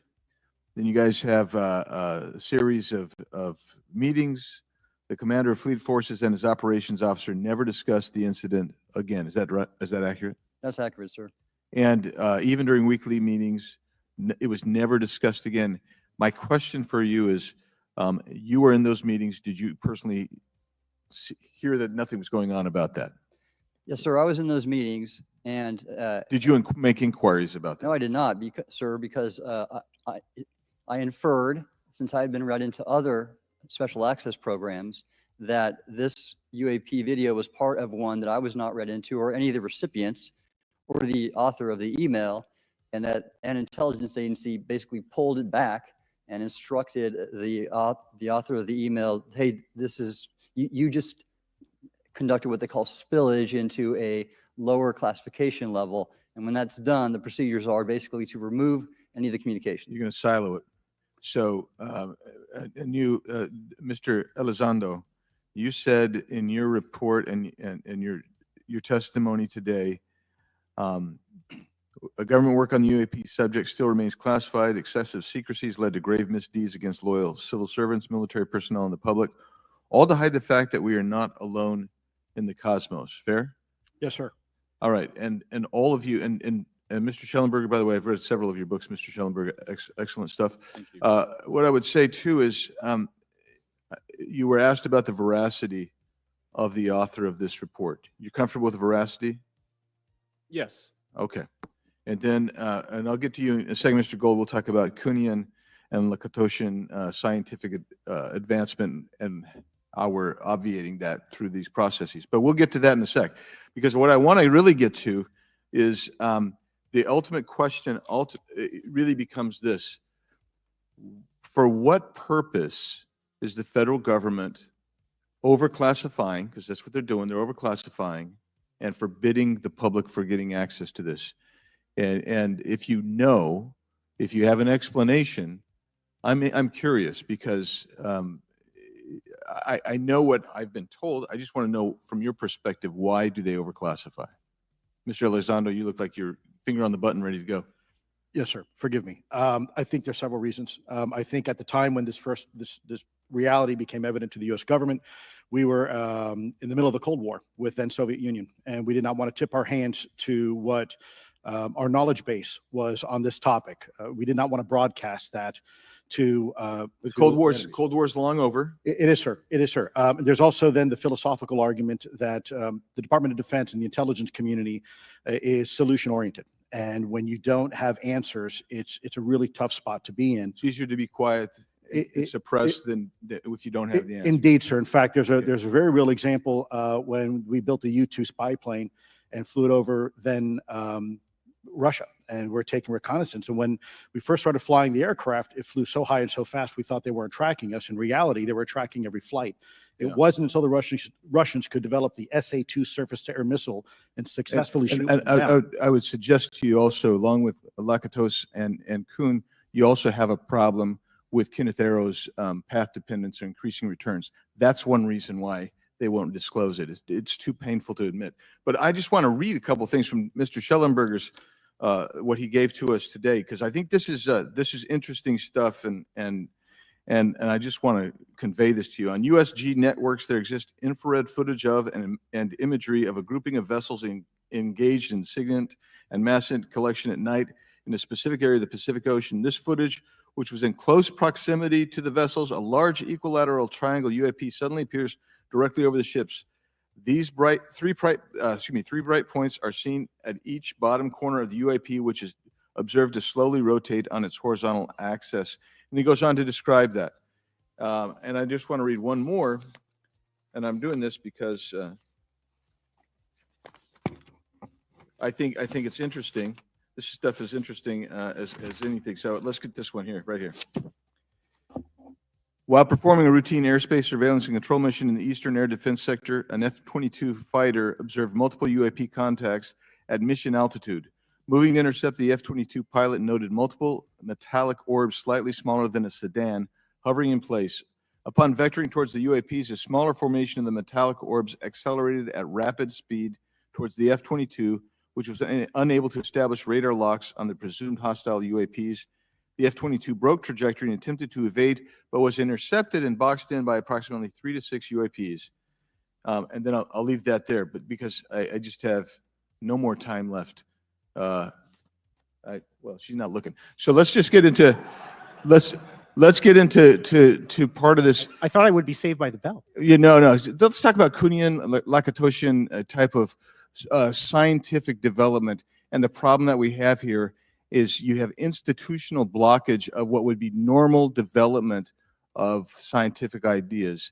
And if you want to expand that, Mr. Gold. We're over time, so be very fast, please. I'll just say I'm a recovering attorney, so please take it easy on the science. But all breakthroughs have been heretical at first. And that's the challenge that we face, particularly with something as extraordinary as this, which is why gathering the data is so important. And I'll just end by saying, by the way, the overclassification of material is in no way limited to UAP. That is occurring throughout the government, as well as the inability to get people classifications in a timely and efficient manner, and then to have those classifications be broad enough to be useful. So this is a larger issue that I hope that Congress will look at. Thank you. Thank you, Mr. Biggs.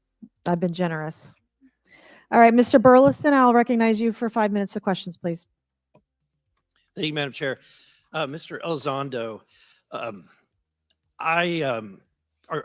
does any branch of the United States government or defense contractors possess technology? Sir, there's documentation that I believe was submitted for the record that was approved for release by the U.S. Pentagon, by the Department of Defense Office of Pre-Publication Security Review. And it states one of the reasons why my predecessor program, OSAP, was trying to collect material of unknown origin. Was it successfully collected? It was not. What happened is that there was an aerospace contract company that requested to divest itself of the material that was collected in the 1950s. Unfortunately, that didn't actually occur. So let's dive into that. That's the Bigelow Airspace, correct? So yes, sir. There was a journalist, Christopher Sharp, who said that there was a transfer between Lockheed Martin, Bigelow Airspace, and the CIA allegedly blocked this. Can you describe that? What I can say is that it was blocked. Why it was blocked, I can only surmise. I was part of some conversations later on with some of those contract personnel where they had told all of us that is accurate.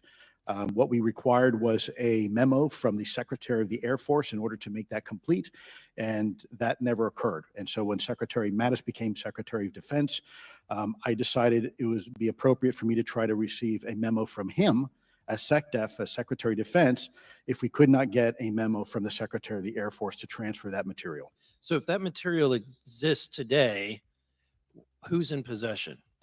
Sir, I wouldn't be able to have that conversation in an open hearing. We'd probably have to have that. Okay, my question to you then is, if we were in a secure setting, if we were in a SCIF, would you be able to provide or get access to something, whether it's visuals or material that we could put our hands on, or biologics that would convince me, that would show me that we have non-human origins? Sir, that decision would not be mine. That would be to the gatekeeper still in the U.S. government. And who would so if you were in our shoes, where would you go from here? How would you get that information? A lot of times we just don't know who to ask because we don't know where to go next. So if you were in our shoes, where would you go? Well, I prefer to answer that question in a closed session. However, we established Aero for that very purpose. And unfortunately, under its previous leadership, it failed. So one would hope that they would have the authorities necessary to do that. Let's hope that this new iteration of leadership will be successful.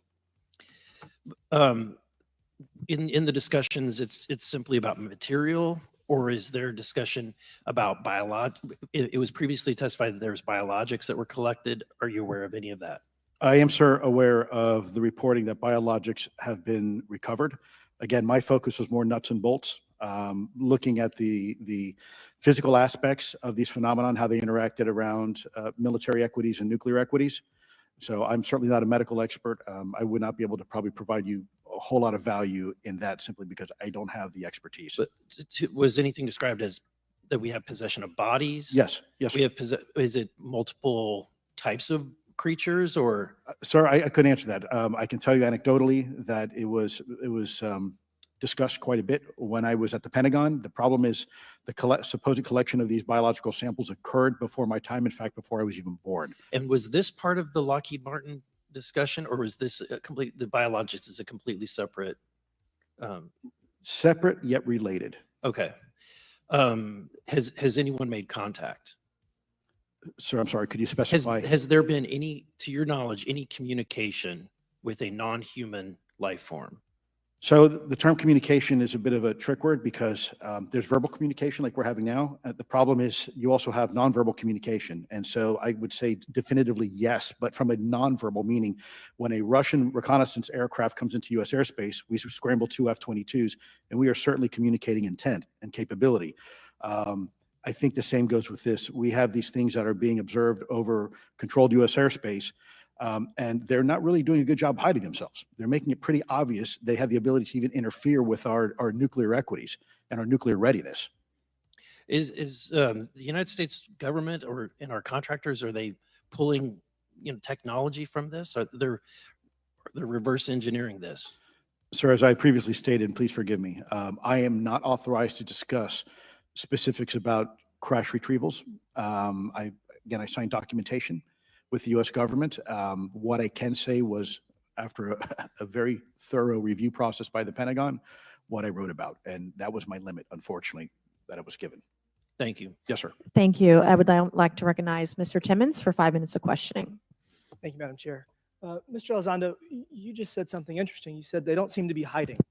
They don't seem to be hiding. The UAP sightings are becoming increasingly brash, if you will. And, we've been hearing about these for years, but they've generally been isolated and not as consistent and over critical military installations. Would you say that's fair? Is this becoming increasingly often? Is it happening more and more?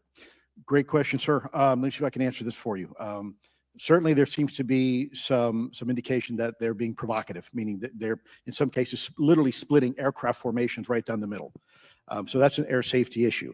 The question is it the frequency increasing? And really the response is it depends.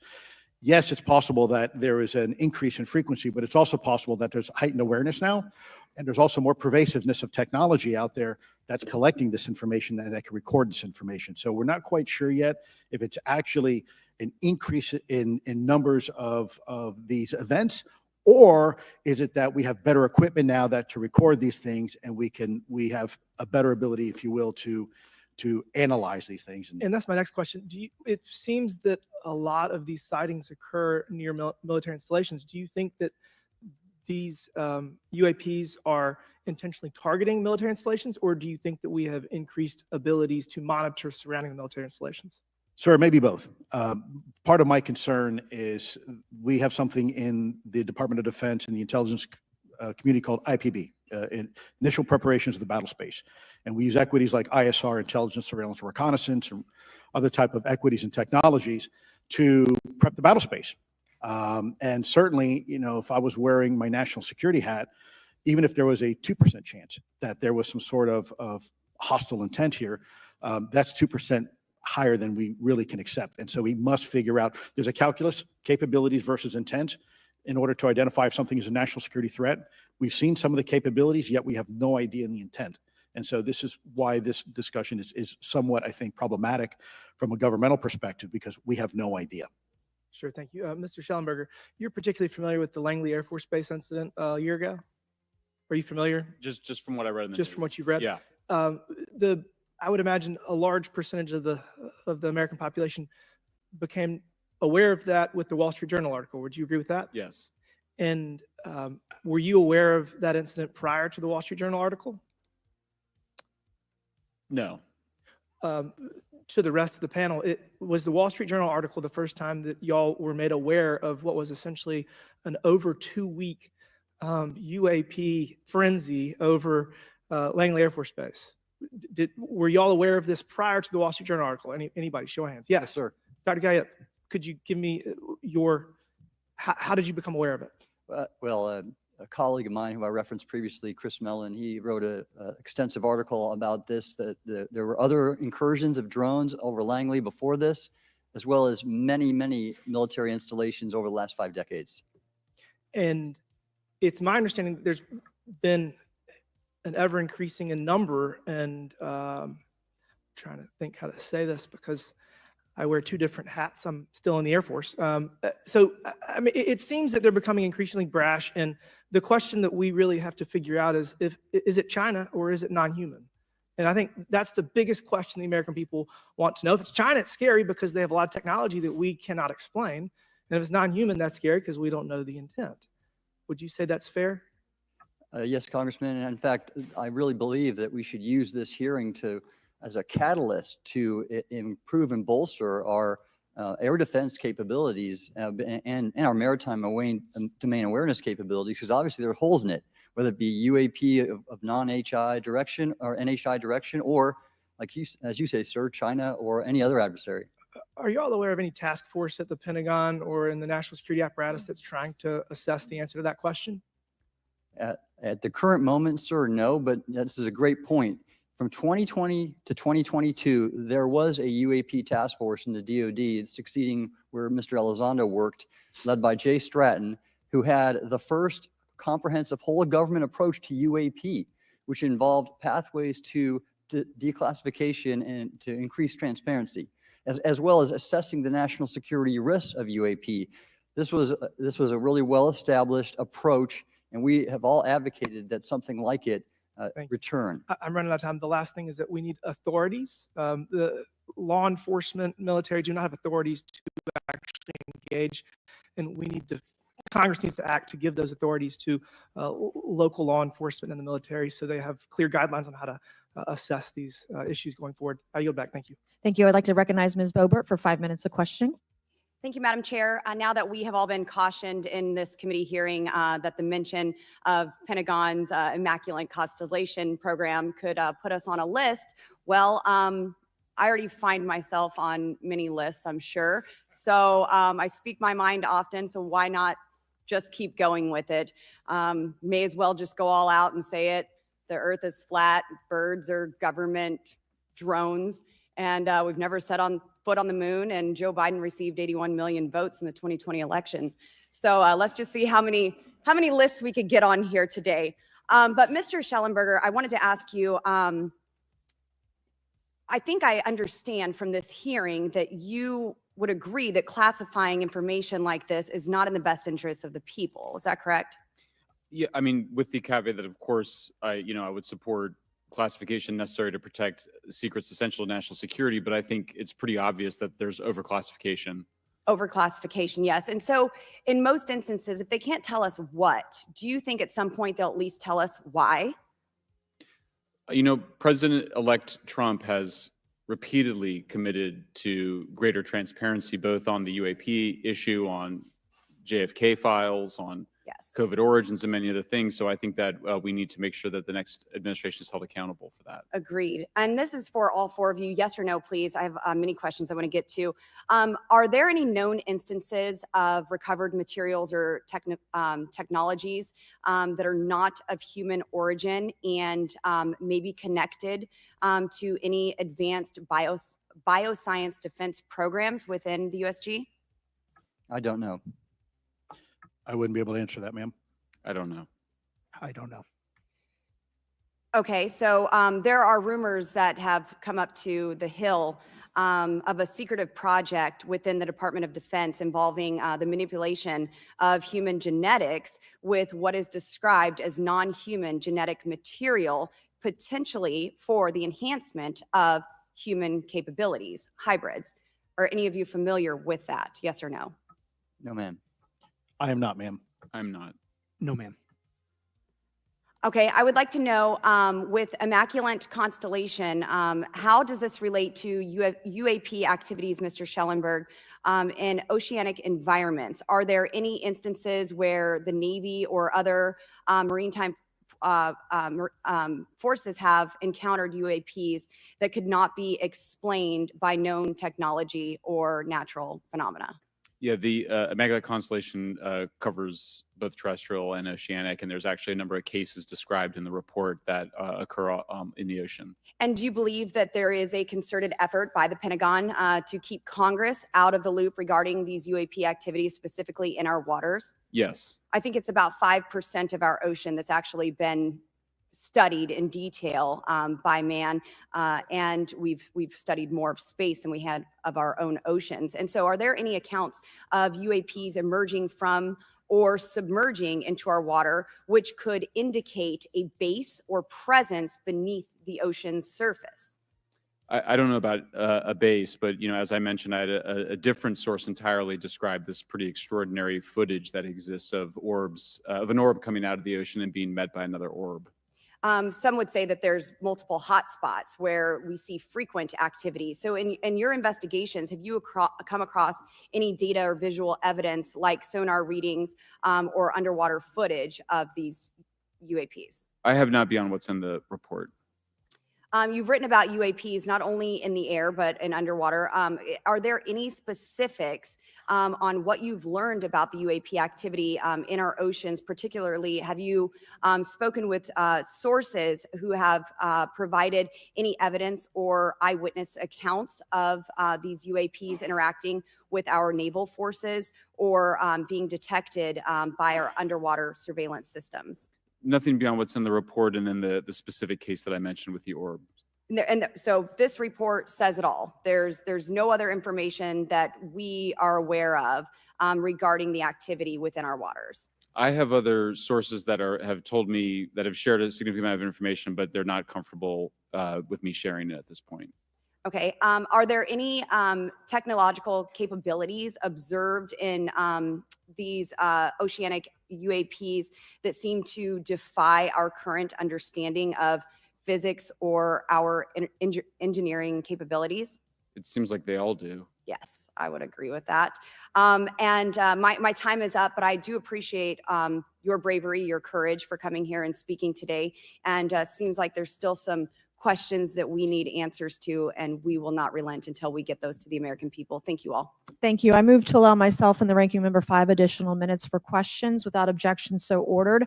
Mr. Elizondo, were you read into the Immaculate Constellation program? I would not be authorized to confirm nor deny the existence of any ongoing or past program, especially as it relates to a special access program, either by name or trigraph. Okay, and then does the U.S. government or private contractors, do they work with other foreign countries, China, for example, to exchange data, quote from a source, that intelligence data about UAP? Let me see if I can answer that a little bit more generally, ma'am, if I may. We do have foreign material exploitation programs. That is something that is widely known, and that term itself is unclassified. How exactly that works becomes a bit sensitive. The discussion we could certainly have in a closed session if you like. We do work with international partners and allies quite often, not just in military exercises and workups, but in other intelligence efforts as well. In terms of material that's given to private contractors, is certain material given to certain contractors because of their experience? So for example, if it's related to submerged and undersea propulsion, would it go to a general contractor like General Dynamics? Yes, ma'am, absolutely correct. Different contractors have different levels of expertise. What's Lockheed's expertise? Aerospace, ma'am. In the UAP space, that's all that they wouldn't do submerged. No, I didn't say that, ma'am. Okay. Lockheed Martin and others do quite a bit of work both in our atmosphere, in space, and even underwater. There are certain efforts to. It's a tough question you're asking. Put me on the spot here. I'm looking for the answer. Yes, ma'am. No, they are involved in a lot. I would rather let Lockheed Martin explain the different domains that they are involved with. Probably not authorized to discuss that, but they are involved in a lot of different areas and domains. Admiral, flight safety risks for our pilots, based on what you've experienced and seen in your career. They're extensive. And the one exercise I referred to where I received the email that was then deleted was the pilots. And this is worth bringing out. There are debunkers out there who have said the Go Fast video was just a balloon. That was only one video that was released. There were dozens of these encounters that pilots, friends of Ryan Graves, who's in this room right here, witnessed and caused significant safety concerns. And to almost call out and exercise it and shut it down, which is very compressed, and the carrier's getting ready for deployment, and the pilots have to get certified to land on a carrier. It's extreme, to say the least. All right, I have two last questions. Real quickly, Mr. Shellenberger, how do we get more whistleblowers to come forward? Well, this hearing does, is very important, and obviously, I can't encourage whistleblowers to obtain information, but I can guarantee that I will protect them and go to prison to protect their identities. If they come to me. Yes, sir. Okay, my last question. The first hearing we had on this, I'd never been briefed on UAPs or what they were, biologics, non-human, et cetera. How would you define, each of you, my last question, how would you define non-human biologics, non-human intelligence? What are we actually talking about? Admiral, and we'll go down the line. I don't think it's a stretch when you look at the diversity of life on this planet and the size of this universe to think that there would be more diverse, higher order, non-human intelligences throughout the universe. And that's probably what's visiting us. I would take the scientific approach. The definition would be the ability to react to a stimulus in a manner that requires an intellectual thought process. I just don't know. I think we must be modest in our assumptions that we're looking for intelligence. That could be biological, it might not.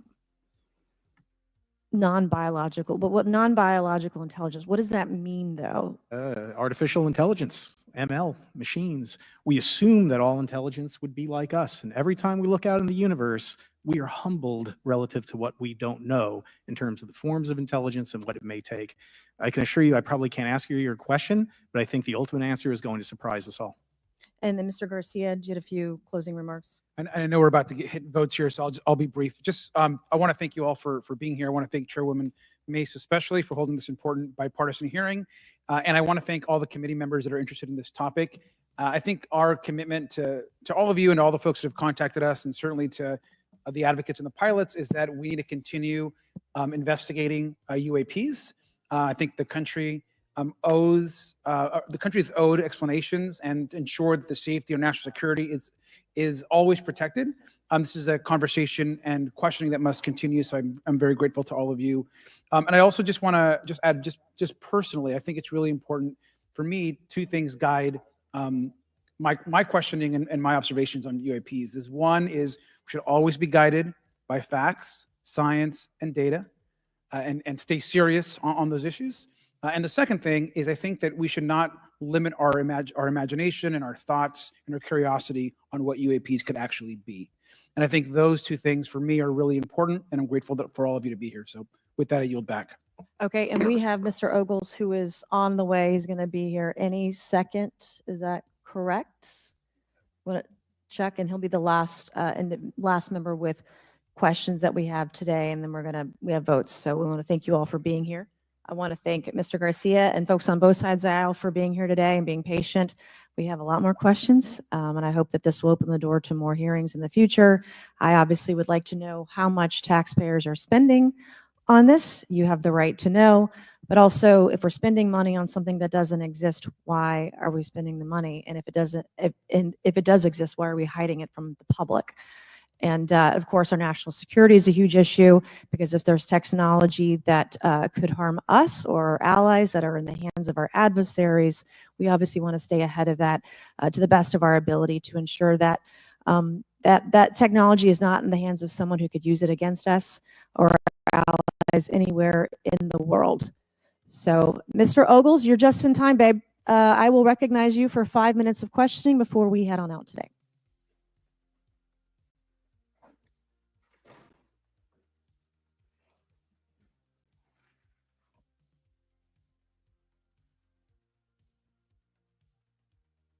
Well, thank you all for being here. And Madam Chairwoman, I'm out of breath because I sprinted to get here. But this is an important hearing. I think we all know that there's something going on. Mr. Elizondo, based on your knowledge of UAP sightings, do you believe it's fair to say that they are especially common near nuclear sites? Yes, sir. Mr. Congressman, I absolutely am convinced of that, as are my colleagues inside the government. And the reason why I pose that question, and this has been one of my talking points from the beginning, is, Oak Ridge is in Tennessee. The so-called weather balloon that drifted, that we now know was controlled, it passed near Oak Ridge. It obviously is a sensitive site, both of interest to our adversaries and to whatever else this is. Because we know that at military installations, at sensitive locations, such as nuclear facilities, that we're seeing this take place. So the question is what is it?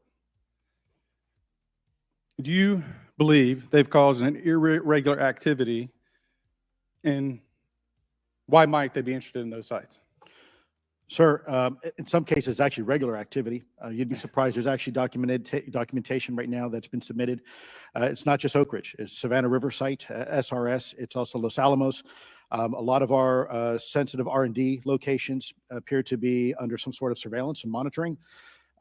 Why? Well, because a lot of innovation comes out of those areas. A lot of new technologies, a lot of, if you will, disruptive technologies that we use for our national defense originates out of those locations, and advanced concepts in physics as well. So if I was doing any type of reconnaissance, even on a foreign adversary, that's a great target to start with. Sure, and again, this has been one of my talking points. I do have questions. What role might the Department of Energy or its subsidiaries or affiliates have in this type of technology? Or possessing this type of technology, whether it's ours or others. Mr. Gallaudet, I think your testimony has been pretty clear, but would you please reiterate that do you believe UAPs pose a threat to pilots? Excuse me. Yes, sir. Absolutely. They were threatening Navy pilots during the exercise that I was, my people were involved with in 2015. And it's my understanding they're risking pilot safety, commercial and military today.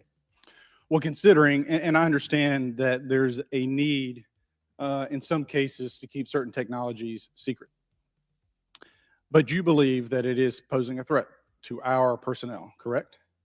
Yes, sir. So I think it's reasonable to conclude that if there's a threat to our personnel who are serving our country faithfully, that there be oversight.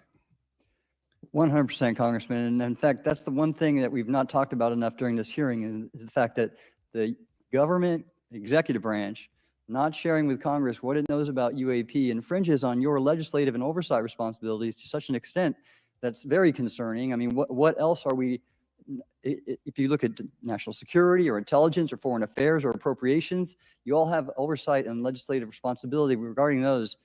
This UAP issue may be the greatest issue of our time, and it's being hid from you. Well, I mean, and to your point, I think we've seen over the decades that we have certain adversaries like China, like Russia, that technologically speaking are not as advanced as us, that they lack some of the lethality that we have, and that we've seen that they've gone after our technologies and in some cases succeeded, in particular with missile technology. And so again, my concern, whether this technology emanates from us or otherworldly, that we know that we possess it. And where's the accountability? Where are the stopgaps? What are the guarantees that if this were to fall in enemy hands, that it isn't immediately weaponized against us? And I'll say this, it is clear from my experience and what I've seen that there is something out there. The question is it ours? Is it someone else's?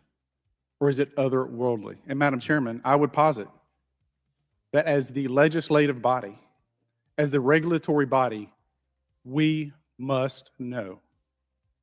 And anyone who prevents us from gaining access to that information, I would consider that criminality. Because we have U.S. personnel who may very well be in harm's way. We have technology that ultimately may threaten our very existence. With that, Madam Chairman, I thank you for your indulgence, and I yield back. Thank you, Mr. Ogles. And with that and without objection, all members will have 5 legislative days within which to submit materials and to submit additional written questions for the witnesses, which will be forwarded to the witnesses for their response. If there's no further business without objection, the subcommittee stands adjourned.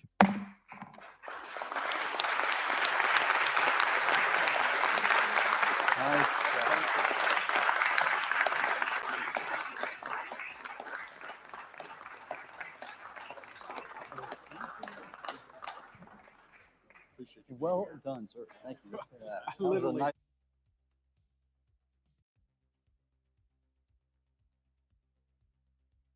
Oh, there it was, guys. What did you think?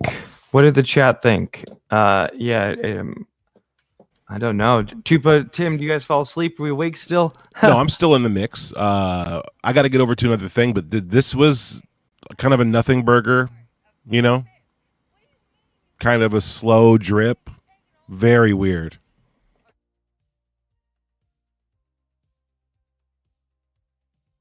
Tim, what do you think? Tim might have passed out, but yeah, no, I think the vibes were weird. Some of the vibes were weird in there a little bit, right? Well, yeah, I mean, we got more no answers, skiff, and then there was some like brave steps towards mentioning, you know, these like secret programs, but like when we get 0 answers from it, it's kind of like nothing. Yeah, and I don't know if you saw, I put up at the chat. Nancy Mace said if she hears a classified conversation or whatever one more time, there was a lot of just that, right? Like I can't tell you, and a lot of book plugs. Oh my gosh, dude. Yes. And I thought one of the most interesting things to me was hearing Tim Gallaudet say that he had been brought in by Arrow and they tried to tell him this is nothing. A lot of this stuff is American tech. And he felt like they were trying to con him. That's weird. Yeah, we do got to follow up on that, on what happened there. And then you have Mike Gold even saying as well that he thinks most of it is probably tech that's like ours, and that, you know, they should investigate the small percentage of what it might not be. It was like split down the way.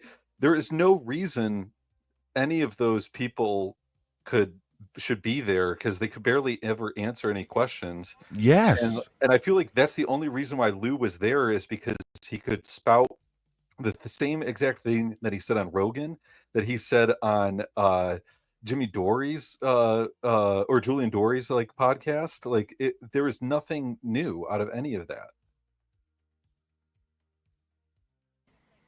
I think the Grush one was better, right?